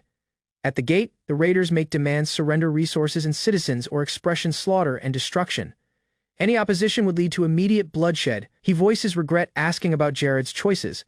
If intervention possessed been taken earlier, things might have been different. Jared reflects grimly. The raiders acted smart, and even if delayed, their threat became inevitable. While others paused, a single proposal emerged to raid the hideout and defend the village at once. Despite doubts, Alan gave a steady answer. Dark warnings came. A single scene of delay could cost lives. Resolved gazes connected the challenge with will, recollections of a smiling expression pushing him forward. Support arrived unexpectedly. Explorers who once remained rear now agreed the task, offering strength for the battle forward. Single villager walked forward, pleading for his siblings' safety. Wetness streamed down his expression as desperation broke past. Under the moonlit sky, a soft vow became created. No matter what, she would be saved. Questions about the raiders' place led them deep into the forest. Based on the timeline their concealment spot possessed to be nearby, estimates placed the hideout just a few hours away on foot.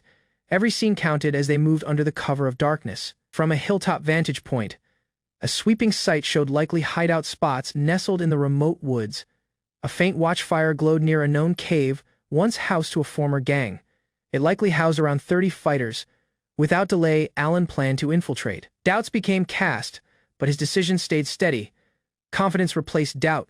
Alan assured them stealth became his strength, and the village couldn't afford delay with the threat looming. Questions about his solo strategy arose. He broke down the enemy's reduced numbers, showing that victory wasn't as far-fetched as it appeared. A strategy formed in his mind. While testing his setup, he comforted Jared, who stayed skeptical about infiltration. Trust didn't come easily, but the stake became agreed. Single more chance was granted. Alan promised a silent entry and safe return beneath clouded skies. A final whisper affirmed his will. Failure wasn't an option.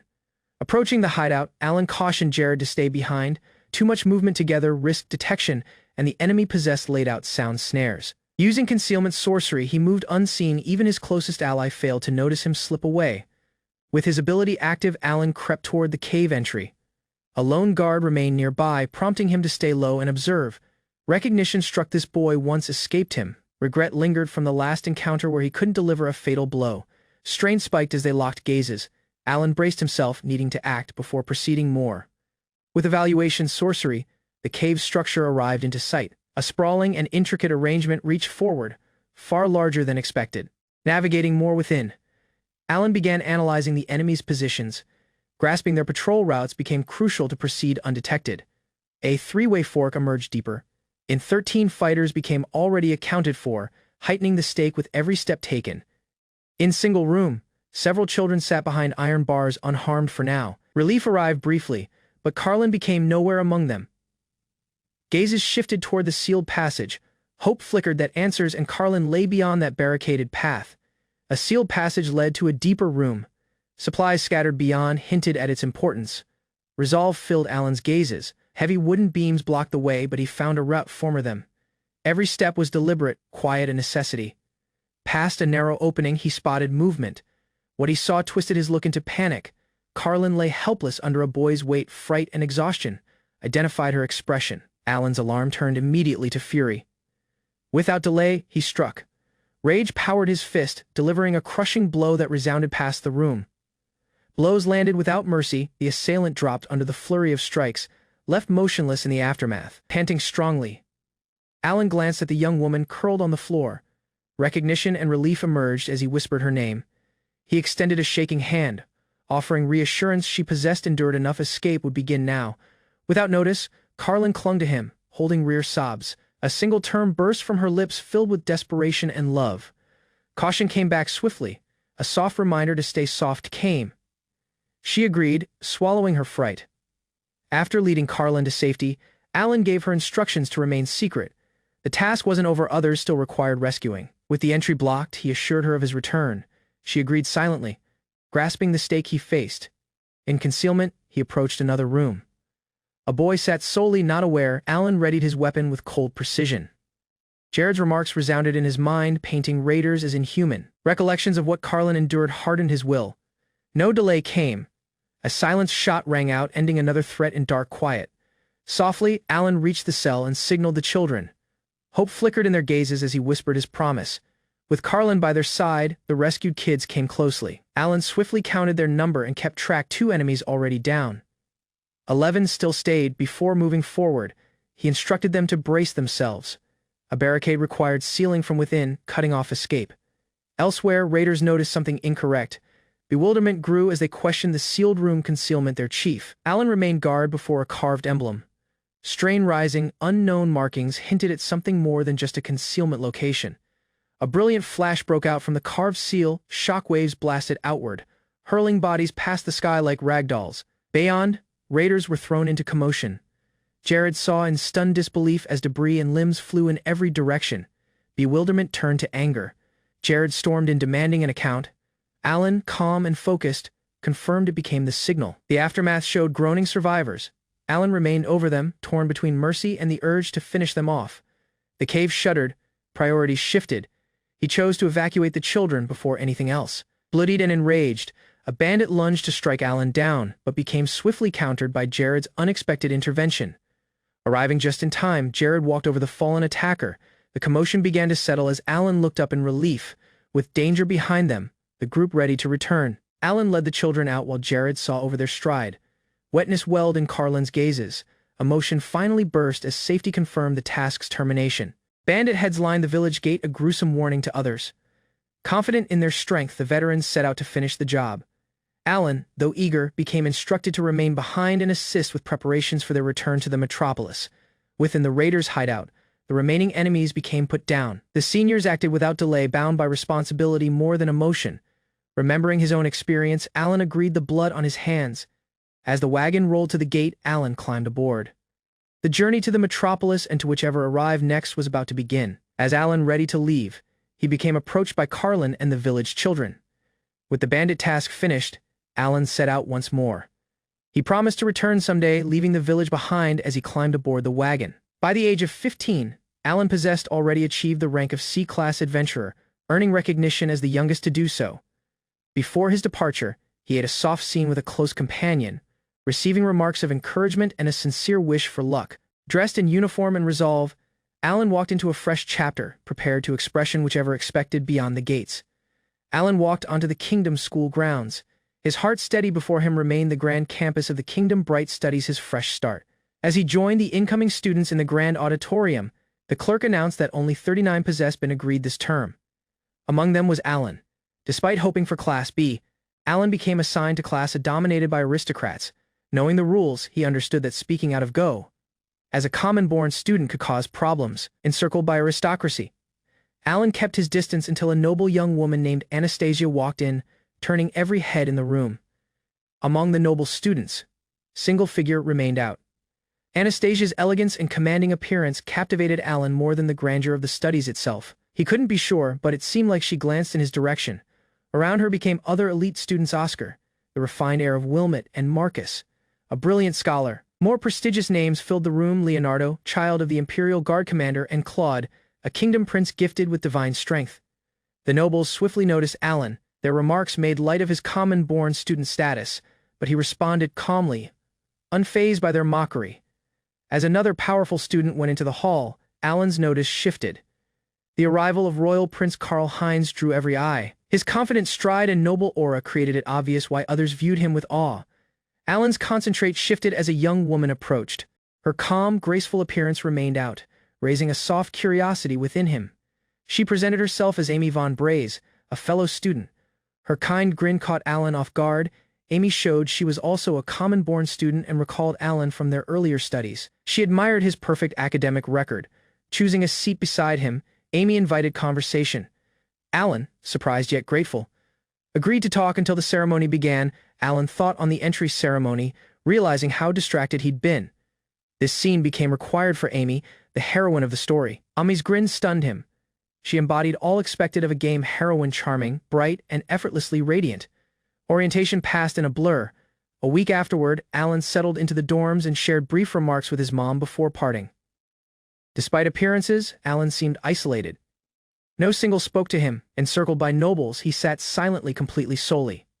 Meanwhile, Amy walked confidently beside the royal prince, her story progressing while Alan stayed a minor conduct. Studies rules demanded that commoners bow quietly to nobles in hallways. Alan came the protocol without complaint. While classes finally began, Alan noticed Amy no longer recognized him. The initial gentleness she'd shown possessed disappeared. During lessons, instructors emphasized that mastering sorcery required not only activation but precise command and awareness, and outdoor lessons soon came. The teacher asked who could already use sorcery, prompting students to reveal their capabilities. Alan looked on fewer hands than expected. Despite assuming mystic proficiency became required, not many appeared confident enough to respond. During the sorcery training session, the instructor asked the royal prince to demonstrate. Karl Heinz agreed confidently, eager to show off his ability. With a luminous orb forming in his hand, the prince confirmed the job and ready to attack. His flame sorcery sparked to existence. He launched the spell with precision, striking the objective dead middle. Applause came as the teacher commended his flawless execution. Next, Anastasia was called forward. The instructor moved on to another element of sorcery command and attribute use focused and intense. Anastasia awakened her spell. Her sorcery glimmered with power, drawing all's notice to her growing strength. Anastasia unleashed a powerful attack, destroying the reinforced objective with ease. Her display left the audience stunned. The royal prince, humiliated by the comparison, yelled at her in frustration. His dignity possessed been wounded in front of all. He claimed to have held rear, accusing her of showing him up. Anastasia rejected his complaint without delay. Fueled by anger, the prince released an intense burst of sorcery, ignoring warnings as the power spiraled out of command. A violent explosion erupts during the practical exam, sending shockwaves past the arena.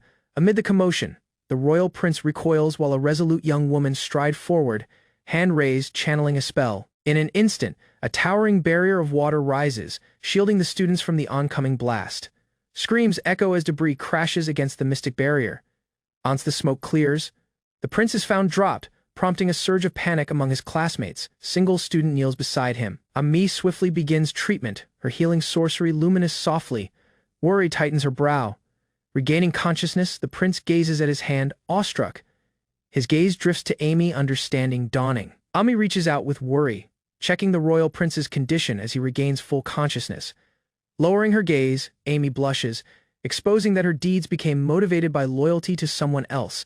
Her humility stands in contrast to the praise she receives. Meanwhile, others reflect on the outcome, relieved that the prince suffered only minor injuries. Soft speculation begins. Possessed Amy truly altered the original course of incidents. Time passes, and the bond between Amy and the prince visibly strengthens. Their closeness deepens. Yet jealousy festers, murmurs of her origins go harsh, and Amy begins to express targeted bullying.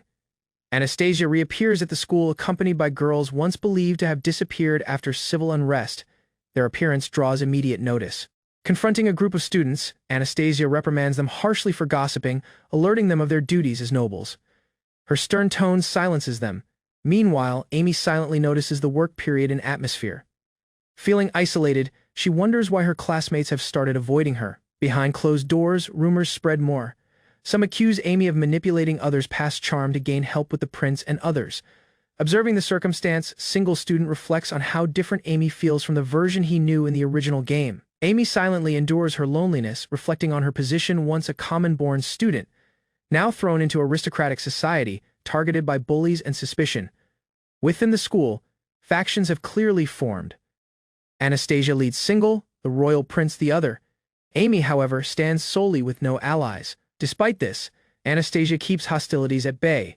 Her own faction is tiny, but she restrains them from escalating the conflict. Meanwhile, the royal prince's side shows little affection for Amy. Though they accept her appearance, their motives seem strategic rather than sincere. Even as others conspire to clear Anastasia, the royal prince remains fixated on Amy, ignoring his own fiancé entirely. Alan reflects under the shower, troubled by the prince's unchecked power and the corrupt aristocracy that surrounds him. He fears the realm may be heading toward ruin. Throughout Study's existence, Alan maintains a reserved stance. He avoids unnecessary interaction, observing both commoners and nobles from a distance. As exams conclude, a tense atmosphere settles over the school. Summer arrives, but uncertainty lingers. Before the break, students are warned to prepare for their upcoming independent study, an assignment that carries lasting consequences. Class rankings are showed. Independent study will now determine student placement, sharpening the line between elite and normal. Anastasia approaches Alan, calling out to verify his name. Her direct manner catches him off guard, but he responds respectfully. Rather than looking down on him, she praises Alan's academic performance, impressed by his humility despite being a top scorer as a common-born student. Learning of his adventuring experience, she acknowledges his skills and promises to send a messenger with more instructions. Before leaving, Anastasia offers a polite apology for the interruption, surprising Alan with her grace. As she departs, Alan wonders why he became chosen. The term ends and summer vacation begins. Alan introduces himself to the student crew as their appointed guide for exploring the nearby ruins, remaining before the full group with a bright look. As preparations begin, Anastasia quietly questions how the circumstance unfolded this way. Meanwhile, the group readies to depart. While walking, Alan explains the dangers forward, warning them about horned rabbits known to attack travelers. The petition arrived directly from Anastasia's single he couldn't refuse. Two confident students boast of their training. Sure they won't be harmed by mere beasts. Others joke casually about hunting and cooking the beasts, waving off the warning with arrogance. Jokes and teasing fly among the group, with Marcus making fun of another's cooking skills. Some students laugh, while others grow increasingly tired. Amy's kind gesture toward Alan sparks a light-hearted argument. Several boys compete over who she belongs to. Ignoring her obvious discomfort, Anastasia observes quietly, unimpressed by the escalating uproar. The circumstance threatens to break into a fight until she intervenes with a cold stare. Soon, the royal prince reminds all to pick up the speed, citing kingdom expectations. Strain breaks as the group regains concentrate. Alan, still flustered, follows behind as orders are barked at him with little patience. At forest's edge, the party encounters an ancient stone ruin. Crumbling stride, damp moss, and broken pillars give it an unstable look. Ascending the stairs proves difficult as the surface becomes slick and uneven. Several members lose balance, forcing others to slow their speed and proposal support. Observing the circumstance, the protagonist realizes the script has already shifted. A luminous stone provides limited light, exposing ancient walls and confined pathways stretching deeper subterranean. Subtle changes in mood emerge, while the protagonist remains watchful, aware that even minor deviations could change the unfolding destiny. Within the luminous ruin, the light reflects off the walls and draws all's notice. Questions about danger surface as the group recalls the ruin's former. Doubt spreads when nothing appears as expected. Strain rises briefly as frustration is directed toward the empty result of the exploration. Walking deeper, the group confirms the room holds no threats. The sky feels stale, and the room offers little of interest beyond bare stone. More reflection reveals the truth of the location. Treasures once stored here became already taken during a prior examination, leaving only an empty ruin behind the ruin. Noting how goblins once occupied a decaying structure so close to the kingdom metropolis, Amy abruptly strides aside, crouching near the barrier as if she sensed something unusual. At the same time, the protagonist recalls a familiar spot from the original script and feels sure they have reached a key area.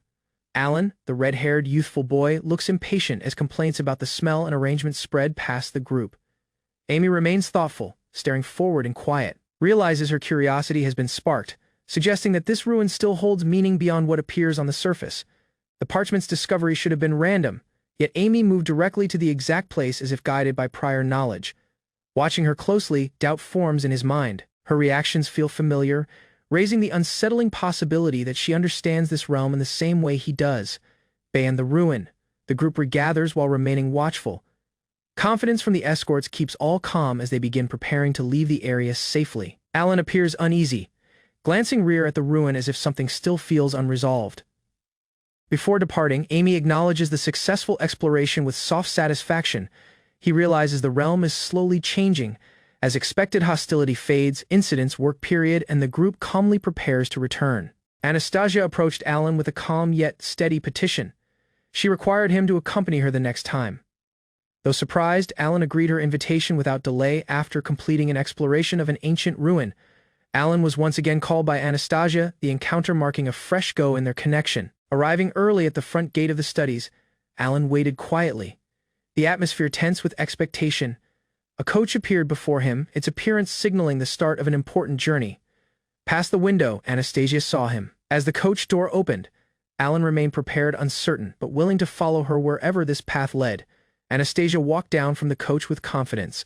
Offering a brief apology for the delay, Alan responded with composure, assuring her that he hadn't waited long. She swiftly shifted the mood and instructed him to board. Trying to care for the driver's seat, Alan was softly corrected and redirected within the coach.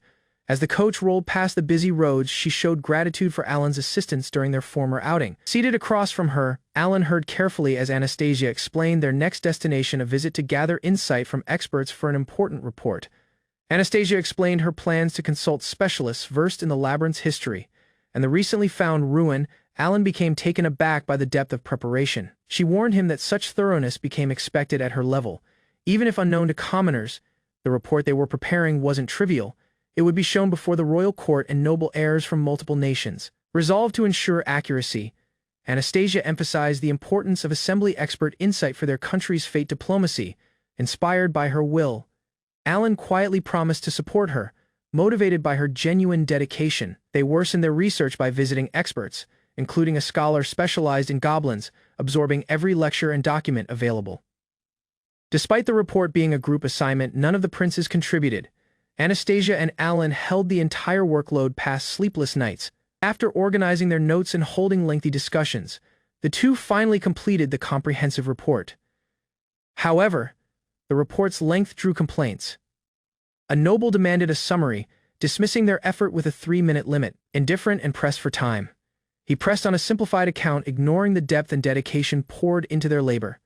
Alan confessed that reading dense reports on the spot was inconvenient, offering an easy reason to delay deeper betrothal. Anastasia, visibly displeased, warned him they became equals, not subordinates. His dismissive tone didn't go unnoticed. Despite the strain, Alan delivered a simplified version of the report, carefully highlighting its key findings in a way the prince could easily digest. The royal prince gave a brief compliment before walking away, leaving Alan in silent reflection. Though irritated, Anastasia apologized for the prince's attitude, requesting Alan to stay patient in the expression of arrogance. A shadow passed over her look, remote, resigned. It struck Alan like a blow. She looked as though she'd given up entirely. That scene showed more than remarks. She appeared like someone who had agreed her role as a tool in a political game, bound by responsibility. News of the report's quality spread swiftly, earning consent from teachers and officials alike. While praise poured onto the prince, Alan became branded as an idle bystander despite doing most of the labor. Staring out the window, Alan muttered a strategy once winter arrived. He'd termination this charade himself. As summer faded, the crisp wind of autumn settled in. Time moved forward, bringing alter neither could avoid. Posters for the cultural festival appeared. Students buzzed with excitement, chatting about booths and group projects in every corner. Participation was mandatory. While Alan had his own strategy, he also kept an eye on sure citizens, expecting something to go incorrect. Anastasia approached with a proposal to assist her again, but Alan had already submitted his entry. Though surprised, she grinned and wished him well. Her voice was kind, but something behind her gazes stayed remote. No longer obligated to join any group, Alan chose to keep his distance until the scene he required to act arrived. Secret by a concealment spell, he silently looked on the preparations. Amy naturally took charge while others came her lead. As feared, Anastasia remained isolated, ignored as the group favored Amy's suggestions and appearance. Instead of being treated as a partner, she became asked to serve tea, her talents overlooked, her voice rejected. Amy's tone became patronizing. Her grin smug, she assumed Anastasia possessed nothing better to do than serve those who excluded her. While Anastasia stayed behind, the others, including Amy and the prince, strolled off to enjoy tea in the garden. Left solely, she pressed she'd drink the tea herself. Their dismissal didn't go unnoticed, but she endured it in quiet. Amy came back asking about her appearance with a sharp grin. Her tone suggested Anastasia's efforts became meaningless. With a smug look, Amy mocked her composure and cautioned that Carl would grow tired of her cold demeanor.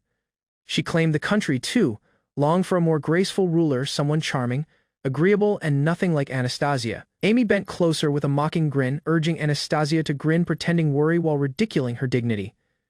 Behind the facade, strain thickened. Amy's remarks stung, and Alan, watching from afar, recognized how the circumstance possessed veered off the original game's path. A reminder of hierarchy became swiftly thrown at Anastasia.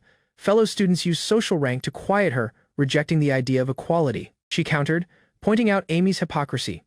Her deeds with Carl weren't innocent either. The confrontation escalated. When insults turned private, Anastasia rose. Alan hurried in, unable to stay silent any longer. Prince Carl burst in, siding with Amy without delay. He scolded Anastasia, asserting she possessed no right to challenge Amy. With finality, he finished the discussion and rejected her. No room for argument. His decision was made, left behind. Anastasia silently gathered papers and materials. No remarks of protest escaped her lips. In the corridor, Amy challenged her with a venomous smirk, mocking her loss, the betrothal, the prince, all now out of reach. As she walked away, Amy's parting remarks struck deep. Serves you right. It wasn't victory, it was cruelty. An unexpected slap resounded in the hallway. Anastasia's expression stung with alarm as Amy walked rear, satisfied with the blow. Before the strain escalated more, Alan appeared with light sarcasm. He cut in, pretending not to notice the hostility. Ignoring the prick, Anastasia turned to Amy. Her voice steady, she warned her rival of the prince's status and the responsibility that arrived with it. She spoke with conviction. Amy's conduct disrespected aristocracy. Alan backed her up, gazes sharp with silent judgment. Left stunned, Amy muttered in disbelief. A minor nobody possessed just undermined her command, and she couldn't understand how. Alan understood the incident's timing had changed. The slap, once a key turning point in the game's collapse, possessed been avoided. Despite his experience, this work period was unknown. Even in extra mode, this wasn't expected. He confirmed Amy was another reincarnator. Her deeds could lead to the city's downfall. He decided to stop her. Amy presented herself with dignity, asserting the title of the realm's chosen heroine. Existence had not constantly been so grand. After a harsh accident left her unconscious, recollections from another realm began flooding rear into her mind. She soon recognized her surroundings, a perfect replica of the romance game she once adored. In her former existence, Amy had been a lonely young woman neglected by classmates and consumed by fantasy. A fatal accident possessed finished that bleak reality. Now, she saw this fresh realm as a gift, a reset. Reincarnated within the game's story, Amy embraced her second chance as the true heroine. Amy and her mom became greeted into the Braze Baron household. The truth of her bloodline emerged. She became the Baron's illegitimate daughter. Overcome with excitement, Amy believed her fate became secured. Lavish gowns, a castle existence, and notice from charming suitors seemed within reach. Resolved to follow the game's romance path, she went into bright studies with bright expectations. News spread swiftly. Commoners possessed ranked at the top of the entry exams. Nobles grew wary and asked for minor investigations. Alan, the second location student, possessed endured hardship and hardship. Meanwhile, Amy, now third, became noted for her healing gift and noble connection. Suspicion grew among the nobles regarding Alan's minor. Despite being a common-born student, he had achieved unusually bright exam scores and attracted notice.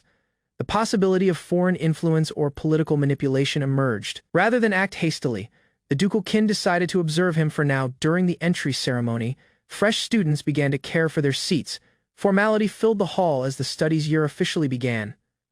Alan's look raised soft worry. Though unremarkable at first glance, his appearance drew a calculating stare from single of the nobles. Resolved to guard the prince, the young woman grew alert. The seemingly harmless student might not be normal after all. Some students recognized Alan from the common-born student studies. His academic brilliance possessed been known, though few expected to see him here. Amy approached him bravely, requesting to sit beside him.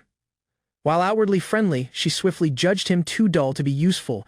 Romantically amused, she decided to keep him around as a minor helper. In her mind, Alan posed no threat, yet her concentrate soon shifted elsewhere. The royal prince remained beside Amy, though their betrothal became political. Their closeness drew silent resentment from another noble. Fearing ruin, the noble young woman saw warily. If the prince stayed under Amy's influence, the entire realm might be at stake. Anastasia stayed steady in her belief she had a responsibility to guide the prince. If ignored, the consequences would downfall upon the realm's citizens. Meanwhile, Amy demonstrated her healing ability, using a basic blessing to tend to the prince's injuries after an incident. Though slow, the spell functioned. His recovery strengthened his trust in Amy. Much to Anastasia's growing anxiety, encircled by admirers, Amy basked in notice. Suitors commended her beauty and charm, and romance flags bloomed around her effortlessly. To Anastasia, Amy's rise seemed unfair. Born with nothing, yet gaining all the very path required for a ruler, now appeared threatened. A tragic destiny expected the noble young woman, betrayed, dishonored, and left to suffer the consequences of a shattered betrothal. In the attending, the final exam results became showed. Alan took first location, but what shocked many was Anastasia's surprising second location ranking. She thought on her failure, blaming her distraction over the prince and another lady. Alan's silent efforts surpassed her own, accepting reality. She recognized the unchangeable gap between the royal court and commoners. Resolved to move forward, she focused on her studies and summer research. Upon inspection, the group understood the evaluation parchment had disappeared. Alarmed by the implications, they decided to withdraw immediately. Amy's look brightened with understanding, grasping the circumstance aligned with a key element of the game's higher difficulty. Anastasia recognized the challenge calmly. As an experienced player, she agreed the parchment's absence and seemed comforted in having invited Alan along.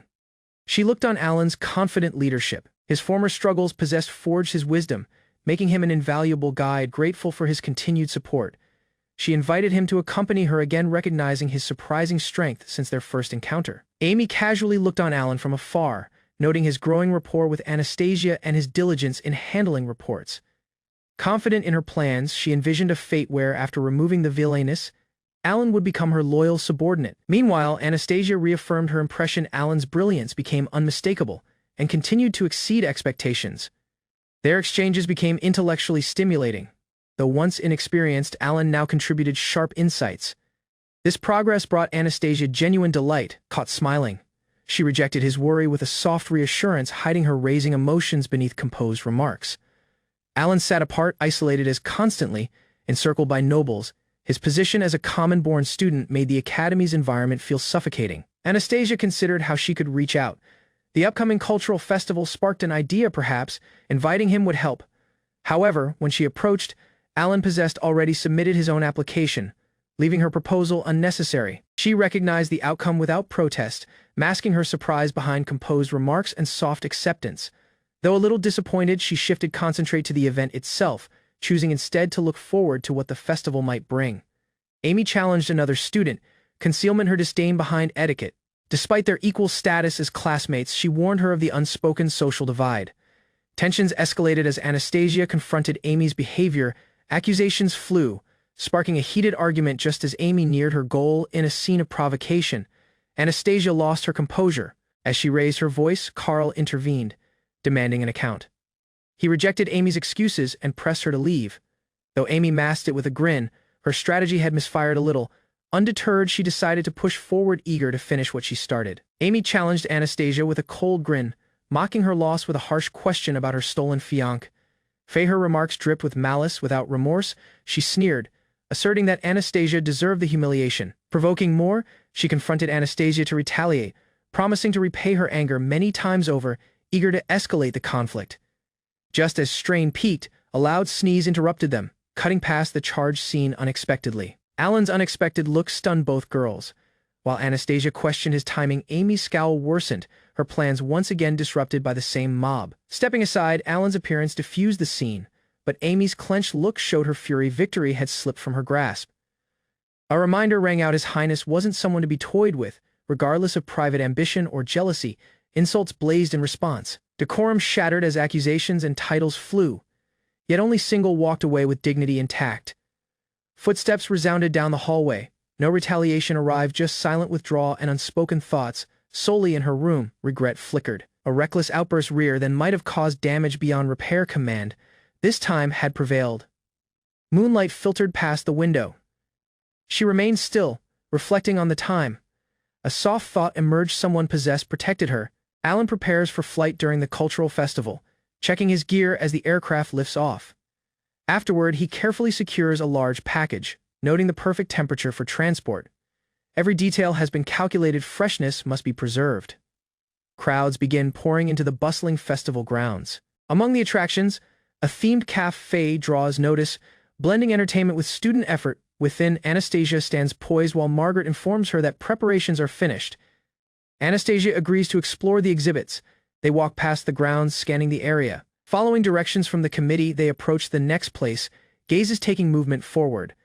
At a bustling stall, a student enthusiastically promoted roasted orc meat, drawing notice with its unusual presentation. Margaret, intrigued by the aroma, struggled to hide her appetite. Anastasia looked on her reaction and noted her familiarity with the dish, which was considered a specialty in her homeland. Despite its appeal, many students paused. The concept of eating monster meat unsettled them, even as curiosity lingered in their gazes. Sensing Margaret's interest, Anastasia asked her to accompany her elsewhere, a soft resolve behind her grin. Meanwhile, the vendor questioned if nobles found the display distasteful. He'd left the orc whole to attract notice, but few dared approach. While savoring his own dish, Alan confessed he set up the stall just to enjoy orc meat himself. He planned to deliver leftovers to the association afterward. Unexpectedly, Anastasia arrived with Margaret and asked for a skewer. Alan straightened up in surprise, unprepared for their unexpected interest. As he asked about Margaret, Anastasia presented her proudly.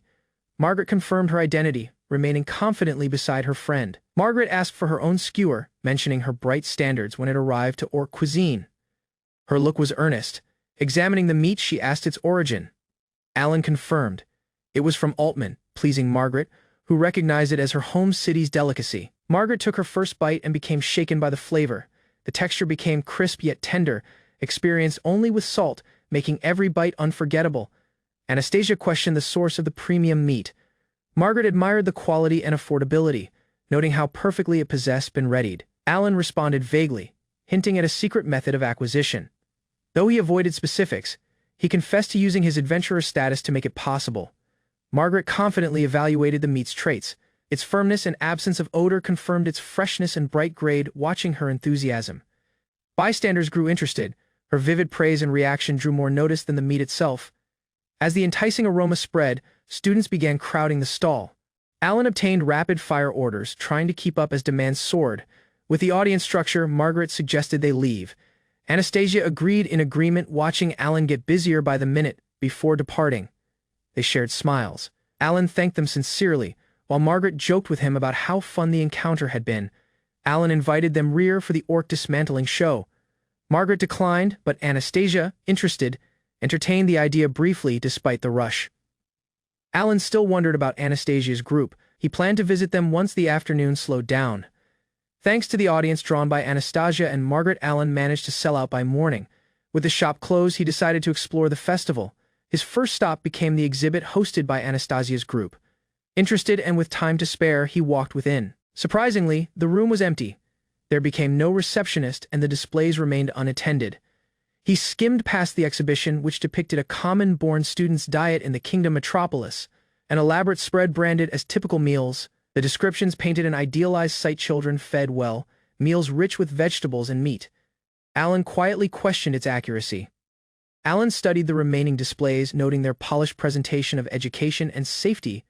While well-arranged, something about it seemed disconnected from reality. Nearby, another exhibit caught his notice. This single featuring embroidery intrigued. He stopped to explore it before returning. To his astonishment, Margaret welcomed him kindly at the entry. She invited him within, exposing that this was her group's labor. Within, he found Anastasia dressed in traditional attire.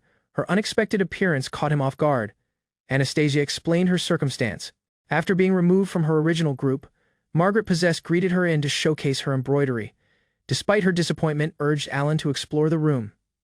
She redirected her concentrate toward broader thoughts of the country's fate. Margaret proudly pointed out her piece. Alan, though unknown with embroidery, admired the complexity of her floral patterns. He continued past the display. The delicate stitching on each garment thought aristocracy and caution. All of it beautifully done. She showed another piece, Anastasia's. Its basic charm remained out, depicting a plate with fruit and dessert. Alan chuckled, admitting he got hungry just looking at it. The scene drew smiles all around, caught off guard by the compliment. She lowered her gaze, cheeks flushed with emotion. A soft icy escaped her lips. He swiftly tried to rephrase his remarks, flustered by how odd they had sounded. She agreed, still unsure how to respond.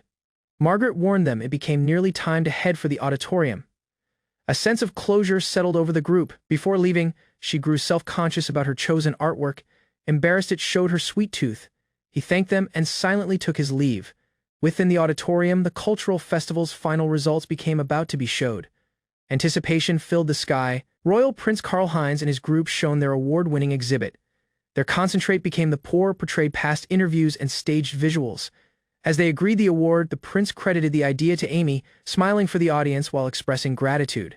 Alan stayed still, his gaze fixed on a plate of undisturbed food, planned to depict hardship. It possessed likely been discarded without thought. Disappointment sank in. That speech, shallow and hollow, arrived from the fake king. Something was deeply incorrect. But single crisis stayed. The condemnation of Anastasia loomed. Winter became coming, and Alan possessed to act. Sitting solely, he recalled the original storyline in the game. Anastasia and her followers harassed the heroine, culminating in a violent downfall down the stairs. Things were unfolding too fast. The relationship between Karl and Anastasia possessed already dissolved, diverging from the expected route. Despite the timeline, Anastasia hadn't done anything, yet in the original script, her deeds became scripted as unavoidable. If no harassment occurred, there would be no basis for her exile. That single event was the linchpin. He held on to hope without conflict. The betrothal could simply termination, and Anastasia might finally discover her own happiness. Gossip spread swiftly. Rumors charged Anastasia of stealing Amy's pen and seen it on fire out of jealousy. He froze. Had the event already started? Despite all efforts, Destiny appeared to be following the original script. Confrontation broke out in the hallway. An audience formed as accusations became hurled. Painting Amy as the innocent victim, remaining steady, Anastasia rejected the charges. She demanded proof, asserting neither she nor her friends ever acted maliciously. Despite her defense, murmurs intensified. Alan saw quietly, realizing just how deeply the story was sinking in. Leonardo reached out to stop her, but she pulled away coldly. As a duke's daughter, she warned him of their status gap. Frustration rose. He barked accusations, demanding a guilty plea. She countered sharply, refusing to bow to pressure. Abruptly, Alan walked in. Calmly, he interrupted the scene and pressed all to return to class, diffusing the rising hostility. Before Anastasia could respond, he excused himself. She saw him go, conflicted but grateful. Doubts lingered in Alan's mind. Had Amy orchestrated the incident? If so, the event's path toward condemnation might be unavoidable. Amy smirked, silently delighted. All was following the game's script. Even Leo's reaction fit perfectly despite knowing the status gap. Celebration filled the grand hall. Royal Prince Karl Heinz ready to speak at the promotion and graduation ceremony. He agreed the honor with a grin, praising those who supported him. A polished performance for the audience. Alan saw quietly amid the applause. A classmate called out to him, introducing the young woman at his side. She grinned kindly. Isabella von Leeuwenberg would be joining his class next term. Alan, however, sensed his time here might be limited. The royal prince commended his companions and claimed his achievements became thanks to their support. With a confident tone, he readied to deliver a surprising declaration. In front of the audience, he called Anastasia's name. Alan stiffened as she walked forward, sensing the start of the condemnation. Before the gathered students, Anastasia faced the prince, who announced their betrothal became over. Anastasia stayed composed, calmly. She questioned whether the prince truly understood the responsibilities of aristocracy or the nation's fate. Meanwhile, Amy looked bewildered as another student goaded her to express more outrage. The prince angrily pressed she was misjudged. He then embraced Amy, praising her gentleness and restorative abilities while calling Anastasia rotten. Others joined in, eager to see Anastasia criticized, but Anastasia remained tall, requesting if the prince would stand the consequences. Her response became unexpectedly calm, far from the predicted breakdown. From the stride above, sharp remarks were hurled at Anastasia, mocking her kin's dignity. Observers whispered about her supposed arrogance. Laughs broke out as the prince insulted her heritage, branding her lineage as lowly farmers unfit for aristocracy. Accusations continued from both the prince and Amy. While he pressed, his insults became truthful. Anastasia calmly stated her objection not for herself but for her kin. Amy lashed out, calling her deeds cowardly in response. Anastasia suggested official protest, masking her disappointment with composure. Choosing dignity, she moved aside. Despite protests, she maintained command. The final question confronted her will and hinted at a deeper decision. Anastasia explained calmly that her gloves became not to be used for petty disputes. Her tone stayed steady but composed. Mocking remarks resounded across the hall. The prince ridiculed her kin's honor, asserting even her father failed in raising her. His arrogance stirred murmurs from nearby nobles. Anastasia considered whether a duel became what he truly wanted, quietly weighing her next step. She walked forward with unwavering will, ignoring Amy's jeers. Her quiet held more power than any insult thrown at her. Finally, she cast the glove toward Amy's feet. The hall fell silent as the challenge became unmistakably created. Amy smiled with glee, convinced that Anastasia's loss was sure. She saw the glove downfall and misread the circumstance as a win, rather than retaliating with emotion. Anastasia calmly questioned the insults thrown at her. Unfazed by the provocation, bewilderment spread as a duel was announced. Some students suspected Amy of orchestrating the setup. Strain filled the room. With a confident grin, the prince walked in to fight on Amy's behalf. Declaring it his responsibility to guard her, Anastasia confronted the hypocrisy. Though he claimed to defend Amy, it became obvious who started the duel. Support for Amy rushed, with multiple students volunteering to represent her. Pressure mounted as Anastasia became asked if anyone would fight for her. Laughs broke out when no single walked forward until Alan raised his hand. His obvious voice resounded as he volunteered to stand by her side. Descending the stairs in disbelief, she hurried to confront him. The idea of Alan challenging the royal court left her shaken. Desperation broke past her composure. She pleaded for him to reconsider, believing he shouldn't involve himself in such perilous matters. With confidence, Alan pressed her to accept. Shaken, she paused, then began to speak. Before she could rear her remarks, someone yelled that she had agreed. Regret flickered across her expression as Alan confirmed it. Surprised, the prince failed to recognize him. Alan calmly warned him they became classmates who possessed once 8 conversations pressed for terms. Alan asked for an official apology and retraction of insults aimed at the Ramslet-kin. She supported the demand. Those who sided with Amy rejected Alan entirely. Each announced they wanted nothing to do with him or Anastasia. 5 opponents remained prepared. With no allies yet, Alan now faced the burden of finding 4 others or winning solely. Laughs broke out as Alan rejected the challenge's rules. Rather than finding allies, he asked to expression all 5 opponents at once. A bold smirk accompanied his challenge, suggesting that maybe the prince feared him. That jab swiftly wiped the grin from the prince's expression. A single of the nobles barked a threat. Another scoffed at Alan's absence of skills in combat and sorcery. Criticism rained from every side. Each opponent became called out single for threats, another for relying on status, and a third for academic failure. Despite Anastasia's plea, Alan held his ground. No intention to escape, he remained prepared, even if the odds were 5-0. Wetness welled in her gazes. Bewilderment took hold as she questioned why Alan would make things worse by provoking his enemies more. From afar, Amy saw with disbelief. None of this fit the game's original path. This became an unpredictable anomaly. Visions of a doomed former flashed past her mind. In that realm, a powerless common-born student died protecting a noble he cherished. Yet Alan didn't flinch. He demanded a decision from the prince: accept the unfair terms, or rear down. Reluctantly, the challenge was agreed. With strain rising, Anastasia pressed on single condition. No single would perish in this duel, no matter the outcome.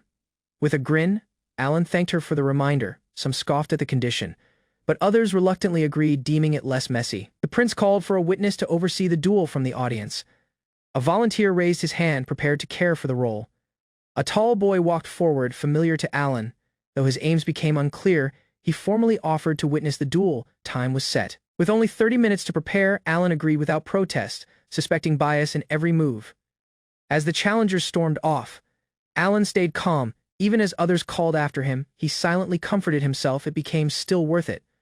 Alan's calm grin baffled all. While Anastasia and her friends pressed him to reconsider, he simply responded with a soft good. Concerned voices cautioned of the risks. They suspected the rules might be ignored if he became harmed. Yet Alan stayed composed. Wetness welled in Anastasia's gazes as she begged him to withdraw. She couldn't stand to see someone with potential downfall for her sake. He deflected the worry with a grin. Rumors of a youthful adventurer reached the group, and Alan showed the truth. Was that adventurer the goblin and orc slayer, survivor of countless battles, far from normal? Confidence shone on Alan's expression. He comforted them with a calm farewell, asserting victory was already sure. Her breath caught as he walked away. Doubt, awe, and fright stirred behind her broadly gazes. From the darkness, a young woman saw. Bewilderment filled her thoughts. This scene wasn't part of the game she knew. Still, she clung to belief. Carl's victory was assured. Alan, in her gazes, stayed a fool chasing affection. Regardless of outcome, she concluded single thing: Anastasia would suffer, either past loss or by watching her protector downfall. Amy saw with twisted delight, convinced the story would help her. As the heroine, she believed destiny itself became on her side. Gasps resounded when Alan walked into sight, equipped with only a dagger. His entry shocked the audience. Even as worried voices questioned his choice, he approached the arena confidently and addressed the prince without fright. Kneeling, he promised to win not for dignity, but for Anastasia. His sincerity left her speechless. The duel was officially announced. With rising strain, weapons were drawn. The realm ready to watch a common-born student defy expectations. As the duel began, Amy's ally charged recklessly. Alan, remaining calm and unarmed, slowly reached for his dagger with a soft grin. In a flash, a massive explosion engulfed the field. Spectators gasped, stunned by the unexpected, crushing power. A dense smokescreen bursts across the battlefield as 3 students brace themselves, weapons drawn. They expression the cloud, uncertain of what lies beyond it. Commotion erupts among the spectators. Bewilderment spreads as they realize it's a smokescreen. Students squint past the clearing smoke. Visibility slowly returns. 2 figures lie unconscious on the ground, and more silhouettes emerge. As the smoke fades, a lone boy stands encircled by fallen elites. Watchers recognize the dropped figures: the royal court and nobles, triggering panic. Even Royal Prince Karl-Heinz and Marcus are down. Survivors cough and stagger. The atmosphere shifts. Something irreversible has just occurred.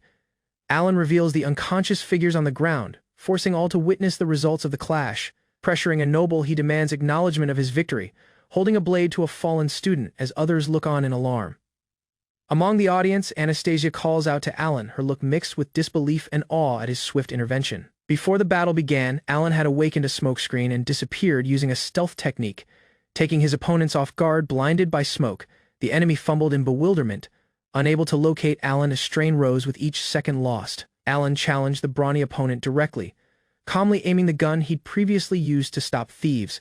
Loaded with non-lethal rounds, the weapon wouldn't kill, but the impact became strong enough to cause serious damage. Sweat dripped from his expression as he awakened a second smokescreen, pain flaring across his form from the strain. Caught off guard, Marcus the mage became enveloped in smoke, his panic growing with every uncertain second. While the mage paused, Alan moved swiftly past the haze, preparing for his next objective. Leonardo, desperate to regain visibility, the swordsman called for wind to disperse the smoke. Relief crossed his expression as the sky began to obvious. Meanwhile, Oscar, the elite archer, drew his bow amidst the coughing, hoping to land a clean shot despite the haze. However, even his ability couldn't overcome the obscured vision. His aim faltered and frustration overtook him. Royal Prince Karl-Heinz, a powerful offensive mage, scoured the battlefield, furious and accusing others while searching for Alan. The prince swung his sword recklessly past the smoke, forcing Alan to hold rear, alert of harming nearby students. News spread across the field. Leonardo, Claude, and Oscar possessed all been defeated. Spectators remained stunned at the scene. Gasps resounded past the audience. Single young woman, shaken, could only repeat her disbelief as strain gripped the watchers. Alan remained quietly among the commotion. Names of fabled talents resounded in contrast, yet none possessed managed to stop him. Wetness filled her gazes as she cried out. Her realm, once predictable, now teetered on the edge of collapse. Conflicted, Anastasia called Alan's name. Her voice trembled with awe and fright, asking about what he truly was beneath the surface. Alan stayed steady before the audience, explaining how Oscar had yielded and how the others were already down. Only two opponents stayed, Marcus and the royal prince, both central figures in the country's fate, lay unconscious. In the game's realm, their political roles became irreplaceable. Faced with loss, Marcus resorted to veiled threats. He cautioned Alan of the consequences, trying to invoke his kin's influence. Alan questioned his motives calmly, pointing out how he constantly used status when cornered. His remarks struck deeper than any blow. With unwavering will, he warned Marcus of the truth behind the duel and confronted him to recognize the true injustice. Marcus tried to justify his deeds, asserting it was to guard Amy, but Alan swiftly exposed the baseless accusation. Amy, watching from the sidelines, grew desperate. Her calls for Marcus to retaliate showed her panic as the truth emerged. Alan responded strongly, demanding an apology for the harm done to Anastasia. His remarks criticized Marcus's short-sightedness and dignity. Abruptly, Alan delivered a decisive blow. Marcus staggered backward, the slap echoing louder than any sorcery could have. Lying on the ground, Marcus became announced defeated. Alan remained tall, and the broken glasses symbolized the termination of the confrontation. Alarm spread across the audience as students whispered the common-born student had already defeated 4 noble elites in succession. Alan shifted concentrate to the final opponent. Royal Prince Karl-Heinz, though still remaining, was visibly shaken and reduced. The prince, sweating and furious, charged Alan of using cowardly tactics and demanded a fair fight without tools. Unfazed, Alan responded with composure. He warned the prince that it became he who forced Anastasia into this public duel. Karl-Heinz tried to justify his deeds, but Alan pressed on, exposing the baseless world of the accusations against Anastasia. Alan raised his voice before the audience, declaring the accusations against Anastasia to be entirely unfounded and baseless. He explained how Anastasia only filed a fair complaint, exposing that she had done nothing deserving of blame. Prince Karl-Heinz attempted to deflect responsibility, muttering a weak protest while others began to question the truth behind Amy's role. Frustration burst forth from the prince. He yelled at Alan, blaming his kingdom burden and societal expectations for his deeds. His voice turned possessive and bitter. He confessed that Amy created him feel seen, his emotions twisting into obsession and delusion. Alan recognized that even the royal prince been manipulated. Amy, with knowledge of the game's structure, approached him strategically. He turned to Anastasia, praising her for her loyalty and strength. Despite the betrothal, she had functioned tirelessly for the realm. But the prince neglected her, choosing to chase other women. Alan's accusations struck hard as the prince tried to shut him down. Defensive and emotional, the prince lashed out. He claimed the royal court arrived with burdens, unlike the freedom commoners enjoyed. Amy retaliated, mocking Alan's ideals. She pressed if common-born student existence was so noble, They should both run away and live it. Alan stated the harsh reality of his upbringing: dirty ditches, hard work, stale food, and survival on mere scraps. He walked forward with conviction, shouting for the prince to stop acting entitled and expressing the truth of others' suffering. Encircled by fallen nobles, Alan remained solely in the arena as the audience quietly saw the confrontation happen. With steady will, he warned the prince of his responsibility. As Fate King, he should have acted for the citizens, not himself. The prince lowered his head, shaken, realizing he neglected both his position and Anastasia's devotion. Alan remained in quiet as the atmosphere shifted. Anastasia approached, but neither spoke of what arrived next.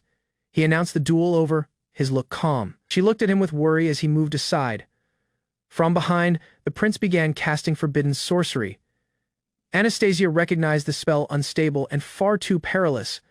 Fueled by desperation, the prince unleashed the attack. Alan stayed not aware as the luminous orb rushed toward him. With will in his gazes, Alan called a swirling mass of power, channeling every ounce of strength he had. Not far away, a young woman looked on the commotion unfolding. Doubt filled her mind. Her ice sorcery solely might not be fast or strong enough to contain the threat. Abruptly, she cried out Alan's name. Fright marked across her expression as his silhouette began to vanish behind the crushing surge of power. His opponent didn't flinch. With swift precision, a counterattack became unleashed, colliding fiercely with Alan's sorcery and hurling him backward. Citizens scrambled for cover, and Alan's motionless form fell to the ground, battered and still. Alan exhaled, finally letting his guard down as the strain faded. A voice called out, snapping him rear to the scene as notice shifted to him. Across the field, the defeated opponent struggled to remain conscious. Blood seeped past his shirt while a young woman desperately tried to support him, panic rising among the witnesses. The announcer walked forward, declaring the outcome without delay. With Karl-Heinz incapacitated, Alan became officially recognized as the winner of the duel. Cheers broke out from the audience. Students celebrated Alan's triumph, and astonished voices commended his surprising victory. Among the spectators, a young woman dropped to her knees. Her look wavered, shocked, uncertain, and shaken by the go of incidents. Bewilderment clouded her look as reality settled in. She struggled to grasp how all had unraveled so swiftly before her gazes. Kneeling in quiet, she questioned her decisions. Despite believing she became the rightful protagonist, doubt crept into her heart. Meanwhile, Alan knelt before Anastasia, humbly offering his victory in her name.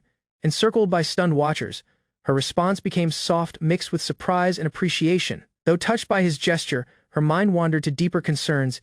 Even with commotion averted, Anastasia stayed grounded. She focused not on triumph but on the fate of the country and those who depended on her. Alan bowed respectfully before Anastasia and the others, offering heartfelt thanks for their support and guidance. Surprised by his unexpected farewell, Anastasia and her companions called out, unable to hide their worry as he turned to leave. A nearby official walked in, requesting confirmation to formally close the duel proceedings. The outcome was obvious, but protocol still required to be came. Weighed down by guilt, she recognized her responsibility. Knowing she started the duel and could not walk away from the aftermath. As she saw Alan from a distance, a mix of regret and soft will stirred within her. Anastasia dashed past the hallways, her breath growing heavier with every step. Haste pushed her forward, pushing her to discover answers. Recollections of Alan's remarks resounded in her mind. Bewilderment and frustration bubbled up. She couldn't understand why he spoken as if it became a farewell. Upon entering his room, she froze. The space became empty, beds neatly arranged, chairs undisturbed. Turning to the nearby clerk, she demanded to know Alan's whereabouts. Her voice wavered between anxiety and disbelief. The maid responded softly, the room been vacant for some time. Alan already readied his departure long before the duel had finished. Anastasia remained frozen in location, as she caught a final glimpse of Alan among the audience. His figure drifted farther away, silent and resolved. Meanwhile, Alan came back to his small house, weighed down by recollections and bags. That night, they sat together at the desk. Alan confessed all the unfairness, the danger, and his decision to stand up for someone in need. His mom heard silently, her look calm. She hadn't expected this path, but agreed it without blame. With a soft grin, she commended his courage, though his fate was uncertain. She saw how much her child had matured past it all. Worry clouded his thoughts. What had started as a studies duel now involved nobles and the royal court, a circumstance spiraling beyond a mere expulsion. A soft voice broke the strain. She pressed he run if danger arrived, prioritizing his existence over honor. Her worry cut past his guilt. Night settled in. The house grew soft as he climbed to the loft, her remarks still fresh in his mind. Sleep didn't come easily. Doubts crept in. Could he guard her? Could he fix what possessed already gone so incorrect? Gazes stared into the darkness above. He didn't want to lose what he possessed fought for. If problems arrived, he had to be prepared. Creaking stride resounded in the loft as his mom slowly climbed up. Both sat silently under the moonlight. From the window, castle towers gleamed in the distance, visible like a lingering reminder of what possessed happened. Recollections emerged. She softly remarked how long it had been since they ate a scene like this, warmth returning to her voice as she commended the strength she saw in him. He confessed his regrets, admitting that he may have pulled others into consequences required only for him. Assisting someone in need just like his father possessed once done showed he had inherited more than just his name. Moonlight spilled past the window as sleep crept in. His thoughts lingered on the father he never knew, wondering what kind of boy he possessed been. A strong declaration broke the quiet. If anyone arrived for her child, king or noble, she'd fight them all. No fright in her remarks, just pure will. Wetness welled up as guilt emerged. Yet her reply arrived without delay. He possessed done his best.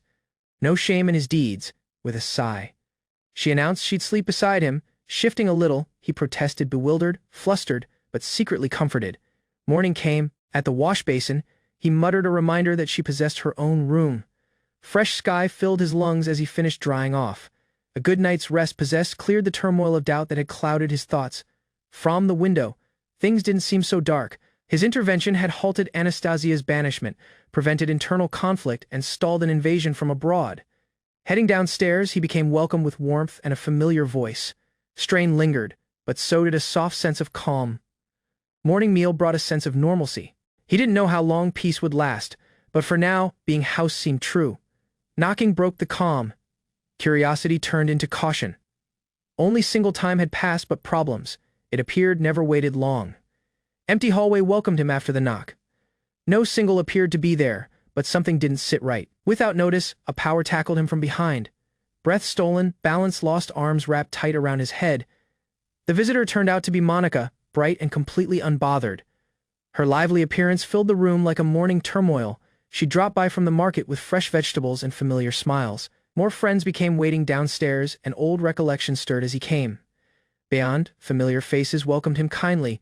Time hadn't dulled their bonds. Not all returns possessed to be filled with conflict. Light-hearted teasing broke out among the old friends. They wrapped arms around his shoulders, tossing out wild guesses about why he came back, none close to the truth. Familiar faces faded rear into city existence, not aware of the weight he'd been holding. At the doorway, she asked the question he expected. No, he hadn't told them anything. Better that way, at least for now. Explaining more would drag others into danger. Some stories became better left unspoken until the time became right. Abruptly, a coach rolled in, elegant, out of location, and far too early for any visit. Suspicion crept in again. Peace never appeared to last long. A coach arrived without any official markings. He scanned for guards but saw none, calming his strain a little.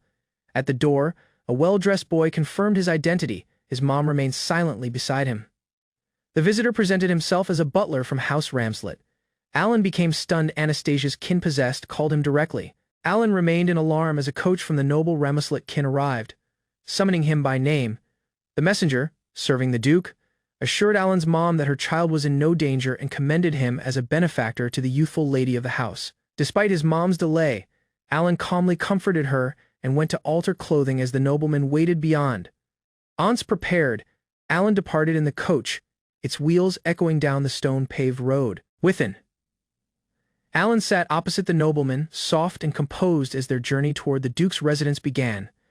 Alan gazed out the coach window, astonished by the elegance of the aristocratic district surrounding him. The coach slowed as they arrived at the grand residence of the Duke of Ramslet, protected by towering gates and decorated architecture. Within, he became led to a lavish reception room where a maid served him tea while he waited as instructed. Seated solely, Alan looked on the refined surroundings, realizing the immense influence and status the Ramslet kin held. With shaking hands, he steadied his breath and pressed himself to stay composed for the meeting forward. Within the waiting room, Alan thought on the crucial meeting forward and pondered how much support he could gain from the Ramslet kin. The door opened, and a large boy with commanding appearance went into, prompting Alan to straighten up. With a calm look, the boy welcomed him and confirmed his identity, establishing familiarity. Alan respectfully presented himself and agreed the proposal to sit as the nobleman gestured toward the seat. Introducing himself as Gerhard, the head of the Ramslet dukedom, the boy showed regret for the unexpected summons, Gerhard bent rear as he recognized Alan's role in aiding his daughter the time before. He offered sincere thanks, recognizing Alan's bold duel with the royal court on behalf of his daughter. With a thoughtful pause, the Duke asked to ask questions, prompting Alan's surprise and polite agreement. Showed he possessed investigated Alan's miner and adventurer famed for conquering the Goblin Labyrinth and known by a fearsome title. Listing Alan's achievements, he questioned the youthful boy's reason for fighting such a risky duel. Suspecting romantic interest in his daughter readied for consequences, Alan explained his deeds, expressing deep respect for Anastasia's perseverance. Acknowledging the gap in social remaining, he still spoke strongly, aware of his own limitations. Gerhard questioned his decision, alerting him of the effort it took to reach his current position. Rather than speak of ambition, Alan announced his desire to guard those who supported and raised him. Surprised, Gerhard sipped his tea and called the duel absurd, yet confessed he heard every detail. Though Alan recognized that a duel was still a duel, he pressed that Anastasia would never harm the prince herself. He explained that her loss became inevitable due to her world, and the opposing party demanded she stay away from His Highness and others. Gerhard, while sipping tea, agreed with the logic, stating she would have been expelled for something she didn't do. If such treatment could befall a duke's daughter, Alan cautioned, then no noble became safe from unfair removal. With strain rising, he predicted commotion and bloodshed unless these deeds were addressed. Gerhard raised his hand, acknowledging the warning while trying to slow the conversation. Gerhard bent forward, asking about how the kingdom's succession crisis could possibly relate to protecting Single's kin. Without delay, Alan responded, voicing his worry for the fate of the Estonian realm as a whole. The duke's gazes narrowed, silently acknowledging how far the youthful boy had thought things past. Alan confessed his grasping arrived only from reading newspapers. After a brief pause, Gerhard offered to care for responsibility for Alan's circumstance and ensure the safety of his mom remaining tall. He announced that Alan now had the Ramslet kin's full support. Any fate problems could be brought directly to them. Gerhard called for Sebas to escort Alan rear house comfortably, prompting a grateful bow from the boy. With polite formality, Alan excused himself. Gerhard quietly saw his departure, his look unreadable. Remaining solely, the Duke thought on Alan's strength, a common-born student who had overcome nobles blessed with divine protection. Soft admiration replaced his earlier skepticism, from petty studies disputes to matters of national security. Alan's thinking matured. Gerhard recognized the depth of insight Anna possessed spoken of. That same night, frantic cries resounded past the estate.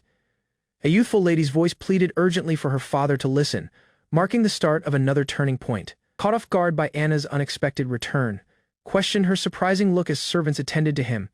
Breathless and resolved, she pressed she had something important to tell him, haste marked across her expression. In another room, voices discussed His Highness's apparent decline. Expressing disbelief at how far things deteriorated, Gerhard turned serious, reflecting on the duel. He confessed that Alan had faced the study's most formidable opponents solely something nearly impossible to believe. Anna began to explain, introducing Alan as a classmate from small origins. Despite his minor, he possessed enrolled past merit and a scholarship. He heard quietly as Anna commended Alan's many feats. From defeating perilous monsters to mastering powerful sorcery, the boy's abilities remained out far beyond expectation. Her flustered look didn't escape notice. A teasing question came, requesting if she'd fallen in love. Embarrassment took over as her brother chimed in with a smirk. Despite the momentary teasing, Gerhard turned serious again, maintaining her betrothal to His Highness, he said, would now be nearly impossible. Anna recognized the truth silently. The path forward would be difficult. Turning to Sebas, Gerhard asked more about the scholarship student. He learned Alan became raised solely by his mom in the metropolis. Recognition settled in. If those remarks became true, then Alan wasn't just gifted, he became a rare genius. The country couldn't afford to lose. With a short sigh, Gerhard recognized her concerns. Time was delayed, more discussion could wait. Before leaving, Anna stopped. Delay gave way to sincerity as she softly asked her father to consider Alan's location. Staring past the tall windows, frustration rose. Her circumstance with His Highness becoming too tangled to ignore. Just as he turned, her voice arrived again. Steady stride into the room affirmed her remarks. That boy, she pressed, truly fit every expectation she'd stated. A reckless response to provocation pulled Alan into a conflict that risked escalating far beyond study's walls. Regret lingered in the room as her mom confessed her shame about the entire circumstance with His Highness. Soft arms wrapped around Anna, no remarks were required. Across the room, Gerhard's voice broke the quiet. He would visit the kingdom palace himself. As Duke, he promised to shield Alan. Wetness fell as Anna gave a faint nod, acknowledging that his decision became what she possessed expected for all along. Beyond the mansion, stillness came back, grasping had been reached, and a fresh path was start to care for shape. A soft coach expected beyond the estate gates. Alan became told Anastasia wouldn't be meeting anyone that time. Thoughts clouded his mind as the coach pulled away. No goodbyes, no answers. Regret came closely behind, whispering that maybe she resented him now. Despite surviving the ordeal, satisfaction never arrived. Destiny had shifted, but the road forward stayed long and uncertain. Days afterward, a voice called from downstairs. Someone had come to visit, and his mom called him down with a kind grin. At the door remained the same boy who once brought existence-changing news. Familiar remarks welcomed him. It possessed been a while. Official invitation arrived, requesting Alan to attend meal the next time. Alarm struck him upon hearing Anastasia would be attending. Beyond the grand estate, Alan adjusts his uniform while his mom hesitates nearby, visibly uneasy about her small attire. The difference in status weighs on her. Aunts within, Alan calmly reassures her. Thanks to the host's thoughtful gesture, official clothes isn't required. Calming some of her discomfort, he quietly acknowledges her worry. After all, it's rare for normal citizens like them to be invited to dine with aristocracy. The Duke greets them with a welcoming grin. Alan introduces his mom, who politely thanks him for the honor of their appearance. Grateful in return, the Duke expresses appreciation for Alan's support of his daughter.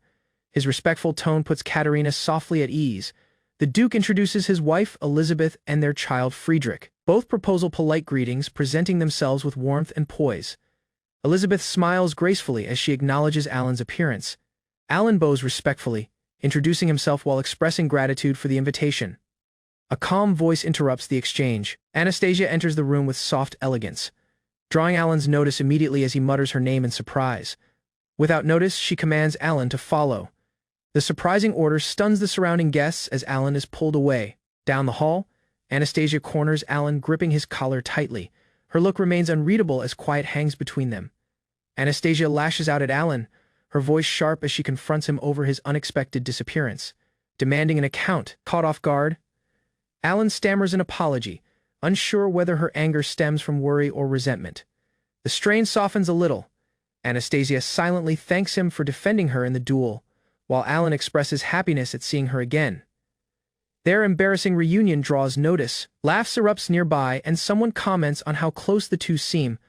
Awkward them both not long after. They return together.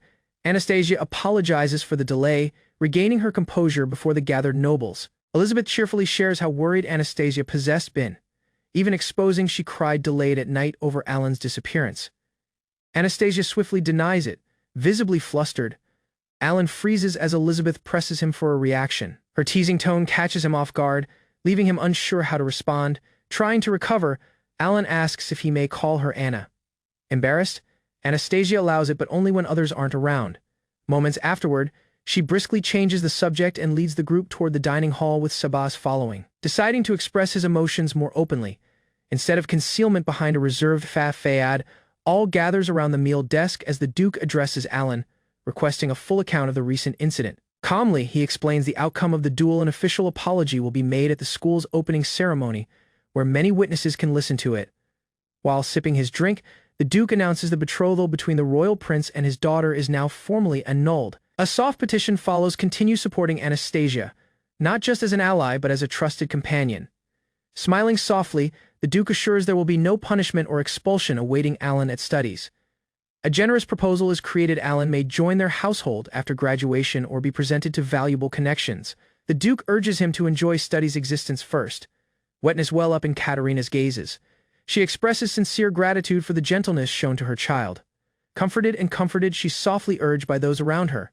Grateful beyond remarks for the surprising warmth, Anastasia smiles softly, promising to rely on Alan again in the coming year. He responds with soft enthusiasm as meal begins. Laughs and conversation fill the room. A once official assembly now feels like a celebration. A soft scene at the desk brings Alan peace. He reflects with dignity on his efforts, finally feeling that all became worth it. At the coach, gratitude is shared. The Duke assures Alan and his mom they are welcome anytime, parting with warmth. Before they can leave, Anastasia pulls Alan aside, requesting for a private term. Elizabeth offers to guide Katerina past the garden in the meantime. With confidence, Anastasia requests Alan's help exploring the newly found Altman labyrinth. Margaret will accompany her as well. Hearing the name shocks him, Recollections resurface and his look stiffens. Something perilous may be secret forward. Anastasia questions the labyrinth's depth, still officially unknown. Alan hesitates, wondering if he should admit his former exploration before it was openly found. Surprised by her reaction, he confesses he found it long ago during his travels past the jungle. She covers her expression, realizing he never reported it. Alan downplays the discovery, saying there became no snares and only a minor boss at the termination. Interested and bewildered, Anastasia asks about fast laps. Alan explains it's a method to train efficiently, based on repeated runs. He breaks it down, completing the labyrinth, returning, then repeating the procedure to increase strength. Anastasia pauses middle of remark, flustered by Alan's calm appearance. He notices and softly asks what's incorrect, but she brushes it off. Their conversation shifts to scheming. Alan agrees to guide them past the labyrinth, and they decide to organize it after the fresh year. Upon arriving at Altman, Margaret greets them. She shares that other explorers may have already started exploring, but there is still a chance for them. Margaret praises Alan's strength, and even suggests scouting him. Her confidence leaves him surprised. Playfully, she reassures Anastasia that she wouldn't dream of taking her precious knight. Flustered, Anastasia denies the implication. Alan casually admits he already collected the treasure from the Orc Labyrinth. Though apologetic, he jokes about giving it all away, drawing a reaction. A group of adult explorers questions his qualifications. They're surprised to learn Margaret chose a student as their guide. Skepticism continues until Single mentions Alan's former feats conquering the Goblin Labyrinth and earning the title of Orc Slayer. Alan proposes an ability test to determine roles. Confidently, the fighters assure they'll guard Margaret, causing Alan to question their capability. Together, the party enters the labyrinth. Alan instructs them to engage the orcs directly. Prepared to assist if required, distrust hangs in the sky. Alan senses the group's delay, realizing danger will follow if they refuse his commands middle of battle. A beast appears almost immediately. Single of the knights volunteers to lead the attack, but Alan stops him just in time. Without waiting, Alan strides forward himself. The others protest. Unsure of what he's scheming to do, challenging the enemy directly, Alan prepares to demonstrate his strength, resolved to make their trust past intervention. With a modern firearm in hand, he surprises all as the creature charges. Alan readies his weapon, calm and focused. An enraged beast charges forward, baring its fangs and shaking the tunnel with its roar. Despite warnings, Alan kneels and raises his weapon, ignoring the shouting behind him. His concentrate remains locked on the approaching objective. In a flash, he opens fire. The gunfire echoes past the corridor, and the beast collapses middle of charge. Stunned quiet follows, lowering his weapon. Alan exhales calmly. Shocked expressions surround him, questions pouring in about what they just witnessed. He explains the weapon is a mystic tool powered by wind sorcery, designed to fire iron bullets. Respect begins to replace doubt. Alan calmly signals for the group to proceed. The others, now cooperative, nod with respect and slight nervousness. Praise for his technique spreads. Single Knight admits relief that Alan is an ally, while Alan proposes they labor together to guard both Margaret and Anastasia. As another monster approaches, Single Knight strides forward, eager to prove himself this time. With swift movements, Anastasia intervenes instead. Her precise strikes knock the beast rear, stunning both the enemy and her allies. Finishing the attack with grace, she teases Alan. He smiles in admiration, acknowledging her superior swordsmanship born from training and divine blessing. Leadership shifts into motion as positions are assigned. Alan takes point, Anastasia follows close behind. While knights handle threats from the rear, victory comes swiftly. Orc bodies lie defeated, including their king, priest, and mage. Disbelief spreads, some wonder if knighthood still suits them. A gesture points all toward the next room. Movement resumes as Alan suggests they prepare to exit. Margaret chuckles, admitting their over-reliance on single person. Appreciation fills her voice despite the imbalance. Discussion shifts to treasures. Disappointment follows, but praise for the fast lap strategy remains. Anastasia strides forward, resolved to match Alan's speed. She declares her intent to fight alongside him, refusing to be left behind or overshadowed. They continue running laps past the labyrinth together. This time, she takes the lead while Alan follows. Both steadily growing stronger, Alan remained on stage as a bold declaration resounded past the hall. The name of the Duke of Ramslet held weight, and all gazes turned to Alan. Earlier that time, Alan left house for studies after winter break. He created a decision single that would alter the course of destiny. As he walked past the city, Alan thought on his deeds. He succeeded in preventing Anna's condemnation, breaking the game's script. Though he once knew the fate, its certainty became gone. Now, He required to think clearly to prevent ruin. But with the script shattered, fresh dangers loomed, and Alan questioned what expected next. The Ramslet Duchy, known as the realm's primary source of grain, once remained as a crucial pillar supporting the royal prince's authority. Political balance crumbled after the duel, pushing southern nobles to potentially rally behind the duke. Alan questioned his choice. Though he prevented single ruin, the nation's turmoil copied the commotion of the original game's script. Suspicion now turned toward Amy. Her persistent ambition and cunning hinted at a fresh scheme, single possibly targeting Anna. Resolved to guard those he cared about, Alan walked forward. No matter how twisted the fate became, he promised to secure a happy ending. Alan shared polite greetings with Isabella and Margaret, who were bright to discover they ate a class with him and Anna this semester. Their gentleness was kindly obtained. With smiles all around, they pledged to support each other as classmates going forward. Knowing Anna would benefit from positive companionship, Alan seemed comforted. Encircled by friends, her studies' existence would likely improve. However, murmurs of contempt emerged nearby. Some students criticized Alan for his former deeds, calling his duel dishonorable. What surprised Alan most wasn't their reaction, but the class placements. Despite poor grades, the royal prince stayed in class a while. Others were silently demoted. Alan noticed Claude's absence from the class list, though no official cause became given. It appeared Claude, possessed, silently dropped out. Not long after, Anastasia appeared and caught Alan off guard with her unexpected appearance. She warned him strongly not to address her casually in public. As they walked, she spoke about her brother being away for labor. Alan paused when asked if Claude became still enrolled. Anastasia clarified the circumstance. Claude's withdrawal was at the petition of the realm of Westerdale, raising more questions. Leonardo's circumstance was worse. He possessed been disowned by his kin, possibly due to the consequences of the duel. The Ramslet kin had lodged an official protest against the Duke's kin. Leonardo's refusal to admit fault left his kin unable to shield him any longer. Anastasia thought on the string of difficult incidents. Though troubling for her personally, the outcome brought stability and benefit to the realm. Redirecting the scene, she invited Alan to the auditorium. He recognized the time's importance. It was time for the opening ceremony. Official apology from the royal prince and his allies was about to be delivered in front of all as Anna had asked for. When names became called, Anastasia walked forward confidently. Alan, unexpectedly called, came her toward the podium. Unsure of what expected him next, Anastasia turned to Alan and warned him of his role. Having fought for her, he possessed earned the right to stand behind her during the apology. As names were called, single of the royal prince's companions walked forward to the stage, his look stiff under the gazes of the audience. Remaining steady, Anastasia demanded an answer. Would they finally acknowledge the outcome of the duel? Strain thickened as Alan looked on their discomfort. The group appeared bitter, but they couldn't deny the result. Some muttered silently, blaming only themselves. In the termination, they bowed. Regretfully, they offered an official apology to the Duke of Ramslet, their dignity wounded but remarks spoken aloud. With her voice shaking, the young woman offered a direct apology. Before the silent audience, she bowed, finally acknowledging her error. Anastasia agreed the remarks but issued a stern warning. She created it obvious. Belittling the Ramslet kin would no longer go unchallenged. As they came back to their seats, strain lingered. Murmurs came. Carl and his group, their expressions stiff as they walked former watching gazes. Some questioned the apology's sincerity. Alan looked on silently, noting the discomfort marked into their faces. Just as he readied to leave, Anastasia halted him with a grin. Something else still stayed. Alan remained on stage, bewildered by Anastasia's unexpected call. Murmurs spread past the audience as she addressed him formally.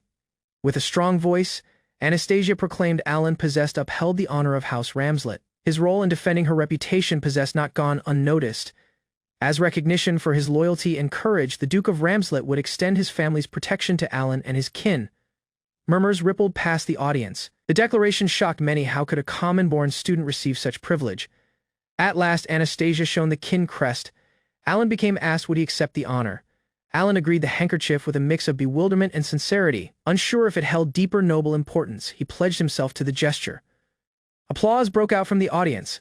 Margaret and Isabella clapped enthusiastically, their consent surprising yet comforting to Alan. Together, he and Anastasia exited the hall. The echo of clapping came them past the grand corridors of the school. Interested, Alan asked why she created such a public declaration, especially when the king became already aware of the arrangement. Anastasia explained her reasoning. It became a warning. Any harm toward Alan would now be treated as a threat to the Ramslet kin itself. Still holding the handkerchief, turned to Anastasia with uncertainty. He silently asked what the gesture truly required. Before she could reply, classmates gathered around praising Anastasia's deeds. Alan, meanwhile, became pulled into conversation by interested voices. Isabella and Margaret approached with bright smiles. They joked with Alan, requesting to see the handkerchief he obtained. The two girls bent closer with excitement. Alan, puzzled by their reactions, asked what became so significant about it. With a knowing grin, Margaret explained, "When a noble lady gives a handkerchief sewn with her crest, it's required for the knight she trusts most." The girls explained that receiving a noblewoman's embroidered handkerchief required a public declaration of belonging. Alan was left speechless, flustered. Alan tried to downplay the circumstance. Meanwhile, the girls joked with him, making the meaning even clearer. Alan recalled the Duke's remarks. Anna, as a Duke's daughter, would single-time expression a political marriage. Despite all, Anna grinned and comforted him. They promised to guard single another, whichever happened arrived next. Rumors swirled in the Westerdale realm after Prince Claude became expelled, a move viewed as punishment for a disgraceful duel. Some speculated that love pushed Claude's deeds, as he willingly took responsibility for Amy and walked away. Yet deeper motives emerged: fright that Amy would abandon their realm, triggering unrest and collapse.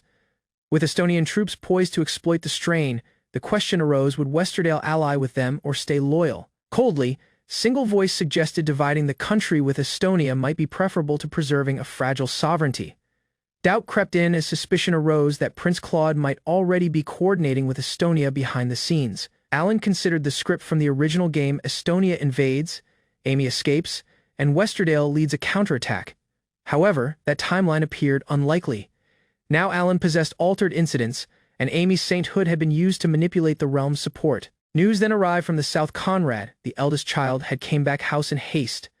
The Ramslet territory bordering South Estonia's ally became mobilizing, raising fears that South was aligning itself for conflict. Encircled by alliances on all sides, the threat of northern aggression added another layer of danger to their position.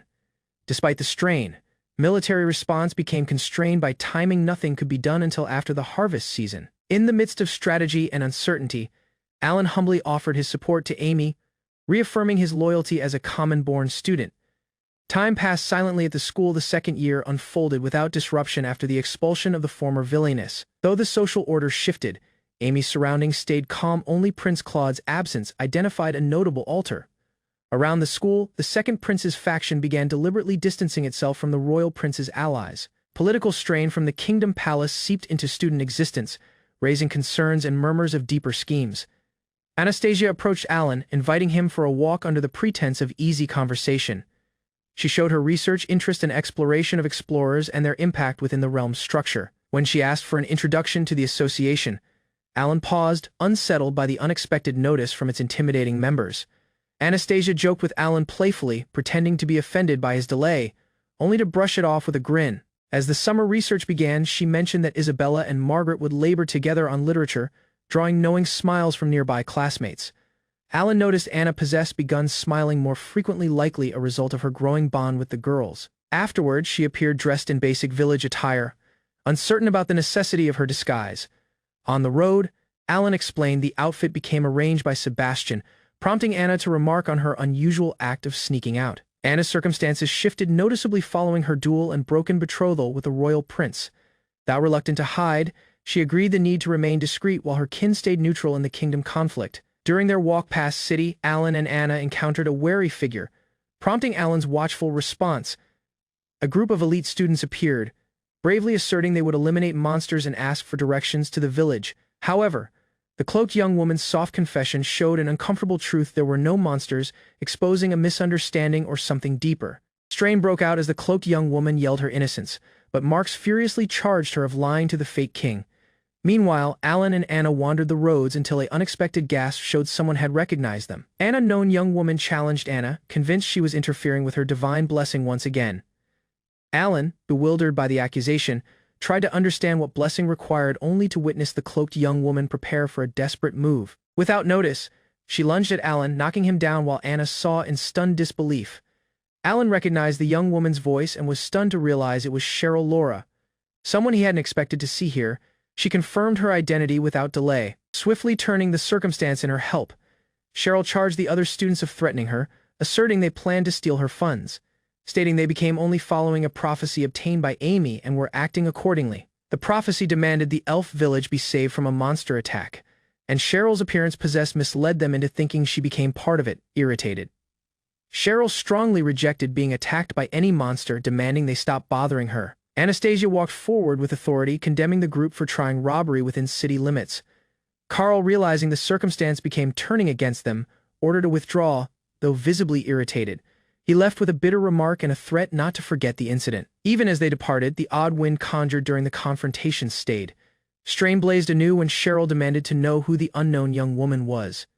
Anna, equally annoyed, came back the question with suspicion.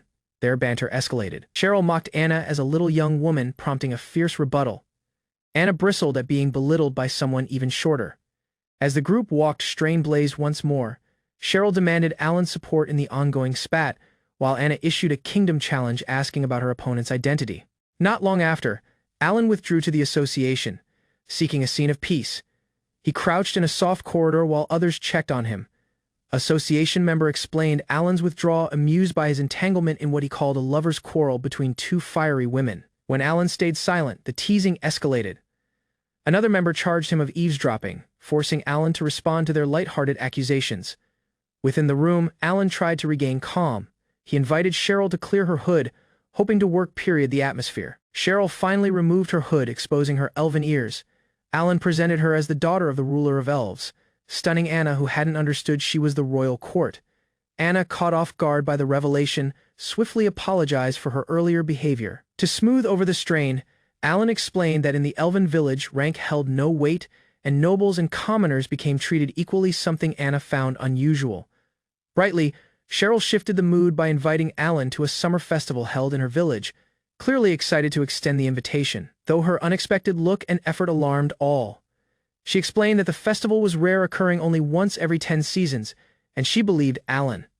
Cheryl excitedly agreed to accompany Alan, eager to ride the flying ship after the festival. Anna silently looked on the exchange. Anna, suppressing irritation, demanded an account. Alan paused, realizing he could no longer hide the truth. Meanwhile, a clerk member found an unconscious boy in the hall, apparently punished for eavesdropping. Anastasia's voice cut past the room as she demanded to know Alan's connection to the elf. Without delay, the elf showed Alan's role in their village. To her, he wasn't just a stranger, he became someone who possessed once saved them. She explained how Alan defended their citizens from malevolent energy. Strain rose as light-hearted accusations filled the sky. Anastasia questioned the elf's influence, while Alan, clearly shaken, tried to deflect the teasing with visible frustration. With a confident grin, the elf shifted the mood. She bent forward, inviting them to attend the village's upcoming summer festival. Ending the discussion on a lighter note, Alan questioned how Cheryl managed to enter the city unnoticed. Though willing to attend the festival, he appeared uneasy about her appearance. With an easy gesture, Cheryl claimed she simply walked past the gate, treating the circumstance as if it were nothing unusual. Concerned, Alan cautioned her of the stake. Exposure could lead to the elven village's secret being showed, a danger neither of them could ignore. Cheryl, bewildered by the haste, asked if humans truly posed that kind of threat. Alan clarified the true danger wasn't just hostility but discovery. Though she brushed it off with a grin, Alan stayed serious. Her luck wouldn't last forever, and single error could compromise all. Before departing, Alan paused and asked whether Anastasia could accompany them. She stayed soft, processing the petition. He proposed using the noble's gate, reasoning that her appearance would prevent suspicion. The strategy hinged on her consent to Alan.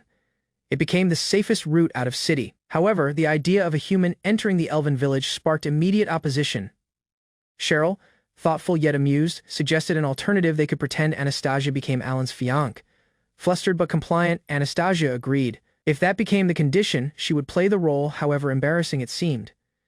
Alan apologized, worried the strategy might problems Anastasia, but she stayed steady, seeing it as a valuable chance to understand elven existence firsthand. Without delay, she excused herself to prepare, requesting logistical questions along the way.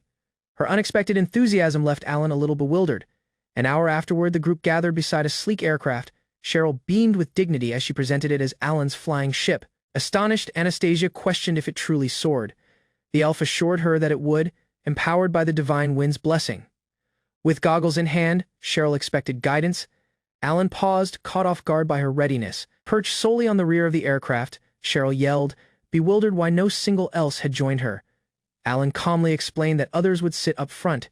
He assured her the seat became special chosen for its scenic sight but asked her to keep it secret to avoid upsetting Anastasia. Rather than complain, Cheryl smiled, praising Alan's cleverness. The others stayed unsure of what he possessed whispered. To balance the weight, Anastasia became instructed to ride behind Alan. She climbed aboard and wrapped her arms around him. Though embarrassing, she pressed it was fine, waving off the close contact and weight as necessary. The aircraft lifted off with a powerful surge, soaring into the sky as the group braced for flight. Astonishment filled their faces as clouds hurried former. Cheryl marveled at the speed and altitude, calling out in excitement. From above, the kingdom metropolis appeared remote and miniature. Anastasia clung tighter, surprised by the scale of the sight below. Alan explained the journey would care for 4 hours, promising they'd reach the elven village by sunset despite the cramped conditions. Though pressed together, Anastasia glanced at him with admiration, silently acknowledging Alan's brilliance and resolve. As the aircraft descended, the elves below recognized Alan and confirmed Cheryl's safety. But bewilderment stirred when they noticed a third figure aboard. Surprise rippled past the group a human became with them. Murmurs swiftly spread among the watchers. Stepping out of the aircraft, Anastasia obtained hesitant praise for the elves. Seeing another human besides Alan became unsettling. Curiosity grew. While villagers marveled at the sky journey, Anastasia remained tall, absorbing the reality of the elven village. Afterward that evening, they were welcomed by the ruler of elves herself, who politely asked about the unknown young woman by Alan's side. With calm conviction, Alan presented Anastasia as someone dear to him. His remarks caused her gazes to widen in surprise. The ruler responded with subtle amusement, softly repeating the term precious as she looked on them both. Though initially uncertain, the ruler agreed Alan's account. The atmosphere lightened a little, though curiosity lingered. Anastasia formally presented herself, presenting her noble status with grace. Her manner appeared to ease some strain, but the ruler's tone shifted. She questioned whether Anastasia understood the reasons behind the elven village's loneliness from humans, hinting at deeper truths forward. The ruler questioned Anastasia's aims. Despite knowing the village's loneliness possessed, she still chosen to accompany Alan. Alan attempted to explain their circumstances, stepping in before Anastasia could respond, but strain lingered in the sky. She softly asked for to speak with Anastasia solely. Alan and the others became asked to step beyond. Under the moonlight, Alan thought quietly. Doubts crept in what became being said behind closed doors, and possessed he created the right decision. But as recollections of their flight came back, he comforted himself. No, bringing Anastasia here became something he believed in. Under the moonlight, Alan remained silently lost in thought. His mind came back to Anastasia and what she required to him now. Originally, his task became to help others, but somehow she possessed becomes central to his thoughts. That work period alarmed him more than he expected. His contemplation became interrupted by the look of Lo-chan, the lively spirit of light, who immediately scolded him once again. The misunderstanding escalated as a youthful young woman arrived. Another elf questioned Alan's behavior, adding to the uproar. Meanwhile, Lo gleamed with curiosity, eager to meet the said wife Alan possessed supposedly brought along. Alan swiftly clarified that Anastasia wasn't a child, nor just a comrade. Lo joked with him anyway, insisting she understood him well. Millie rushed up, requesting for a hug. Alan, flustered, complied while Lo loudly announced him a valued companion, though not without mockery. Meanwhile, within the ruler continued her soft conversation with Anastasia. She asked if she understood the cause elves hid from humans. Anastasia responded solemnly. She recognized the cruelty of humans capturing elves for their beauty, treating them as possessions. The ruler cautioned her exposure would bring danger. Alan could be targeted just for knowing them. The ruler calmly cautioned Anastasia that her choice to come place not only Alan, but her own kin in danger. Despite knowing the risks Anastasia had come, her heart paused as recollections of Alan stirred emotions she couldn't ignore. Shaken, she struggled to voice the truth. Her feelings, though true, seemed like a forbidden burden. Kneeling before the village elder, Anastasia paused before speaking. A single name escaped her lips: Alan, the single person who continued to problems her heart. The elder closed her gazes, pointing out the reality Anastasia knew too well. Rather than denying the bond, the elder softly proposed another path. A peaceful existence alongside Alan in the village, a proposal of fate undisturbed by status.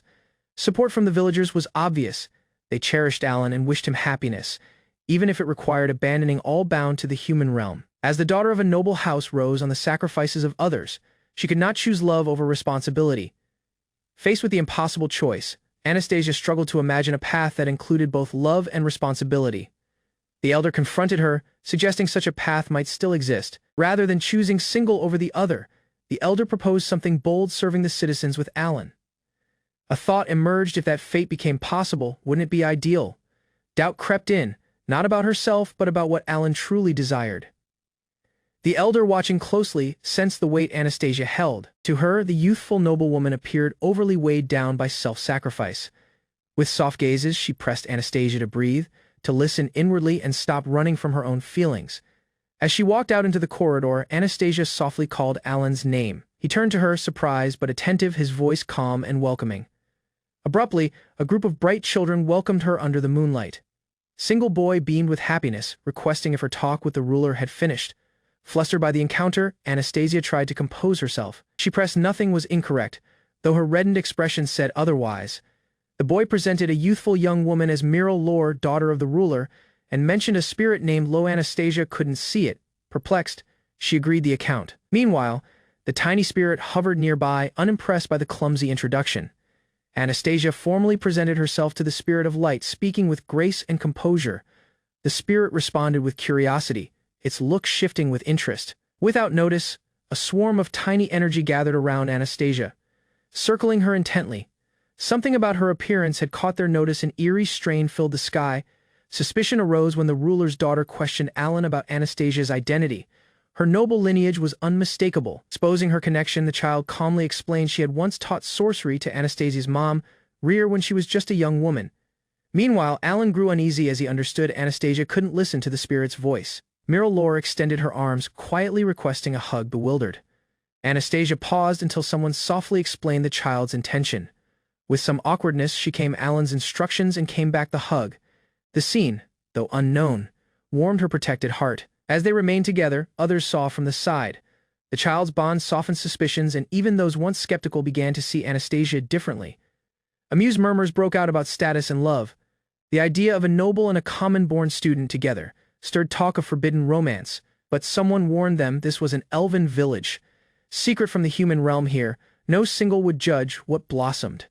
The mischievous spirit joked with Alan once again, amused by his reactions and hinting at his growing bond to Anastasia. Lying in bed, Alan recalled the remarks spoken earlier: this village was safe, secret from beyond judgment. Still, the implications lingered in his thoughts elsewhere. Anastasia sat solely beneath the moonlight, reflecting on her role and emotions. For the first time, she allowed herself a scene of vulnerability. The next time, the village buzzed with excitement as the festival began. Interested elves greeted newcomers and ate their traditions. Anastasia, now dressed for the occasion, remained beside Alan. Compliments and teasing flowed as the villagers commented on her beauty and their closeness. Alan heard as the villagers explained the unique tradition of the festival. The boy protects the lady as they run together, saw over by energy. He learned that properly defending the symbolic tiara during the event brought blessings. The meaning seemed ambiguous, yet somehow significant. Anastasia appeared, now dressed in ceremonial robes. Though bewildered by the details, she sensed the activity involved partnership, something not easily rejected. Neither fully grasping the rules, they agreed to join. After all, they became already part of the village's rhythm. Together, they came the others deeper into the heart of the celebration, interested and uncertain. Yet walking side by side, romance bloomed around the festival grounds as couples ate soft moments. Alan and Anastasia, remaining stiffly among them, could only watch in quiet. Feeling the pressure of the audience, they nervously agreed to skip the affectionate traditions. Their awkwardness was mutual and obvious. As music filled the sky, the two were drawn into the middle of the assembly. A host invited all to join the circle without delay. Uncertain, they looked on the dancing but chose to follow along. Alan couldn't proposal answers, only a shrug and patience. Instructions finally arrived. Don't let the tiara get dirty and just run. The true game was about to begin. With the beat of drums rising, the elf villagers rallied, shouting in excitement. The challenge became about to begin in full power. Alan and Anastasia looked around nervously as the villagers advanced, baskets in hand and expressions oddly serious. Just as bewilderment peaked, acceleration sorcery launched the participants forward. Single elf grinned and simply wished them luck. Alan grabbed Anastasia's hand and rushed. The goal became now obvious: guard the tiara, avoid getting hit, and survive the onslaught of flying fruit. A second afterward, Alan took a direct hit to the expression. The trial had officially begun. Despite the stinging fruit assault, Alan pressed Anastasia to guard the tiara. He comforted her with a bleeding grin. It didn't hurt much. An unexpected burst of water sorcery slammed into them. Alan shielded Anastasia, bewildered by the mystic escalation. Single villager smiled and yelled the rule anything goes as long as it's harmless. Commotion was fair play. With Anastasia injured, Alan pulled her close and unleashed a smoke screen, buying them precious seconds. Lifting her in his arms, Alan created the call. There became no time to hesitate. They possessed to keep running. Alan finally halted under cover, seeing Anastasia down softly. Flustered, he apologized while she asked to be released. Soaked but still holding the tiara, Anastasia became relieved it stayed intact. Silently, she wondered if she possessed been too heavy. Alan swiftly rejected the worry, asserting he could carry her for hours. The comment resounded around them, drawing teasing laughs from nearby villagers. Even the tiny energy were moved, reenacting dramatic declarations of love and support, their light-hearted exaggerations echoing past the sky. But the break finished swiftly. Guided by a villager, Anastasia took Alan's hand and pulled him rear into the dash. Alan used wind sorcery to shield them from incoming fruit. Encircled and shaken, he held Anastasia and looked for cover. Their pursuers closed in with fresh power.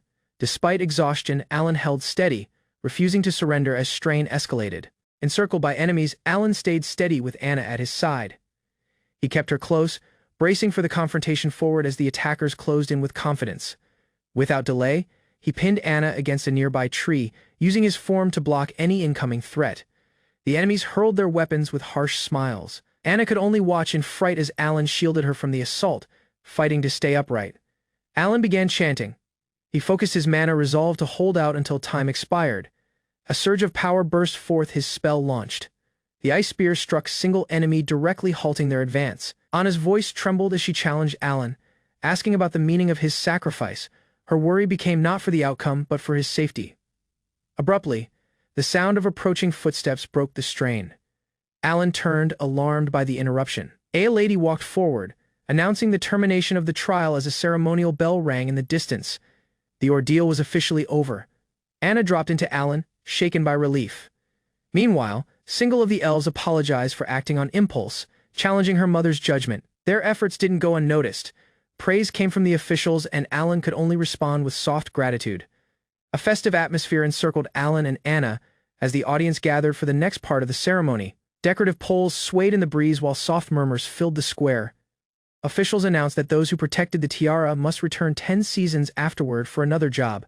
Alan and Anna became called forward, still unsure of what expected them. Bewildered by the instructions, they paused. Murmurs and glances confirmed something unusual became about to happen again. Cheering broke out as the audience pressed them to perform a ritual. Embarrassment washed over them. Meeting gazes, they reluctantly agreed to go along, encircled by watchers. They remained side by side. As they remained inches apart, Anna paused, alerting Alan he wasn't obligated. Still, he agreed, insisting they continue, even if just for show. Their lips connected briefly before pulling apart, the gesture leaving both broadly watched. The surrounding audience faded into the minor. Alan looked away, cheeks flushed, unsure how to procedure what just happened. Anna stayed silent, her look mixed with bewilderment and understanding. Abruptly, a strange young woman appeared, recognizing herself as the daughter of Elizabeth and Gerhard. Both Alan and Anna were stunned. She presented herself as Loringas, the spirit of light and a descendant of a fabled sage. Her appearance shifted the mood entirely. The spirit of light turned to Anna, acknowledging her unwavering will. She offered her divine blessing without delay, promising protection from both herself and the spirit Loringas. She entrusted Anna with Alan's fate. Grateful Anna agreed the responsibility with a soft nod. As terms spread, the audience broke out in surprise and praise. Receiving such a blessing, especially for a human, became unheard of. Afterward, Alan found solace in the soft of a hot spring. The festival became far from over, but he required a break. Reflecting in the steam, Alan understood the entire event became a ceremony for choosing partners. He wondered how Anna would feel if she'd known. Anna unexpectedly went into the hot spring, wrapped in a towel. Alan turned in alarm, calling her name in disbelief. Realizing the circumstance, he frantic, asking about if the washroom was mixed. Embarrassed, he tried to reason himself. Anna halted him. Though flustered, she pressed it became fine as long as he didn't look her way. Separated by a rock, the two silently ate the space. Alan muttered that the elves really hadn't explained things properly. Looking at the peaceful night sky, Anna showed her fondness for the village. Alan agreed, smiling at the warmth they both seemed. At the celebration, elves ate their values, no nobles, no taxes, just equality, all lived peacefully, without greed or hierarchy. Anna heard in quiet, shaken by the fairness of the elven society. Questions swirled in her mind about humanity's failure to achieve the same. As Alan called her formally, Anna corrected him. Her voice became soft but steady. Just Anna was enough. Wetness glimmered in her gazes as she questioned whether rank mattered in this village here. Titles held no weight. She confessed her wish to simply be Anastasia, not a duke's daughter. Alan stopped, then softly replied, Anna. She grinned, finally seen for who she became. With flushed cheeks, Anna asked Alan to bead titles and just be himself. Her voice became steady yet vulnerable, hoping for honesty between equals. Moved by her remarks, Alan embraced her. Under the moonlight, the two ate a soft kiss, wrapped in each other's warmth. Elsewhere, the spirit of light saw quietly. Her soft grin recognized the bond that had just worsened between the two. Afterward that night, Alan lay awake while Anna slept beside him. Thoughts lingered on all that had changed. As they talked in the dim recollections resurfaced of a fleeting meeting in childhood, both finally understood they possessed crossed paths long ago. They held each other in quiet, wrapped in the warmth of 8 emotions. Alan awoke slowly, the calm of the morning sun filtering past the paper window. His thoughts lingered on the night before.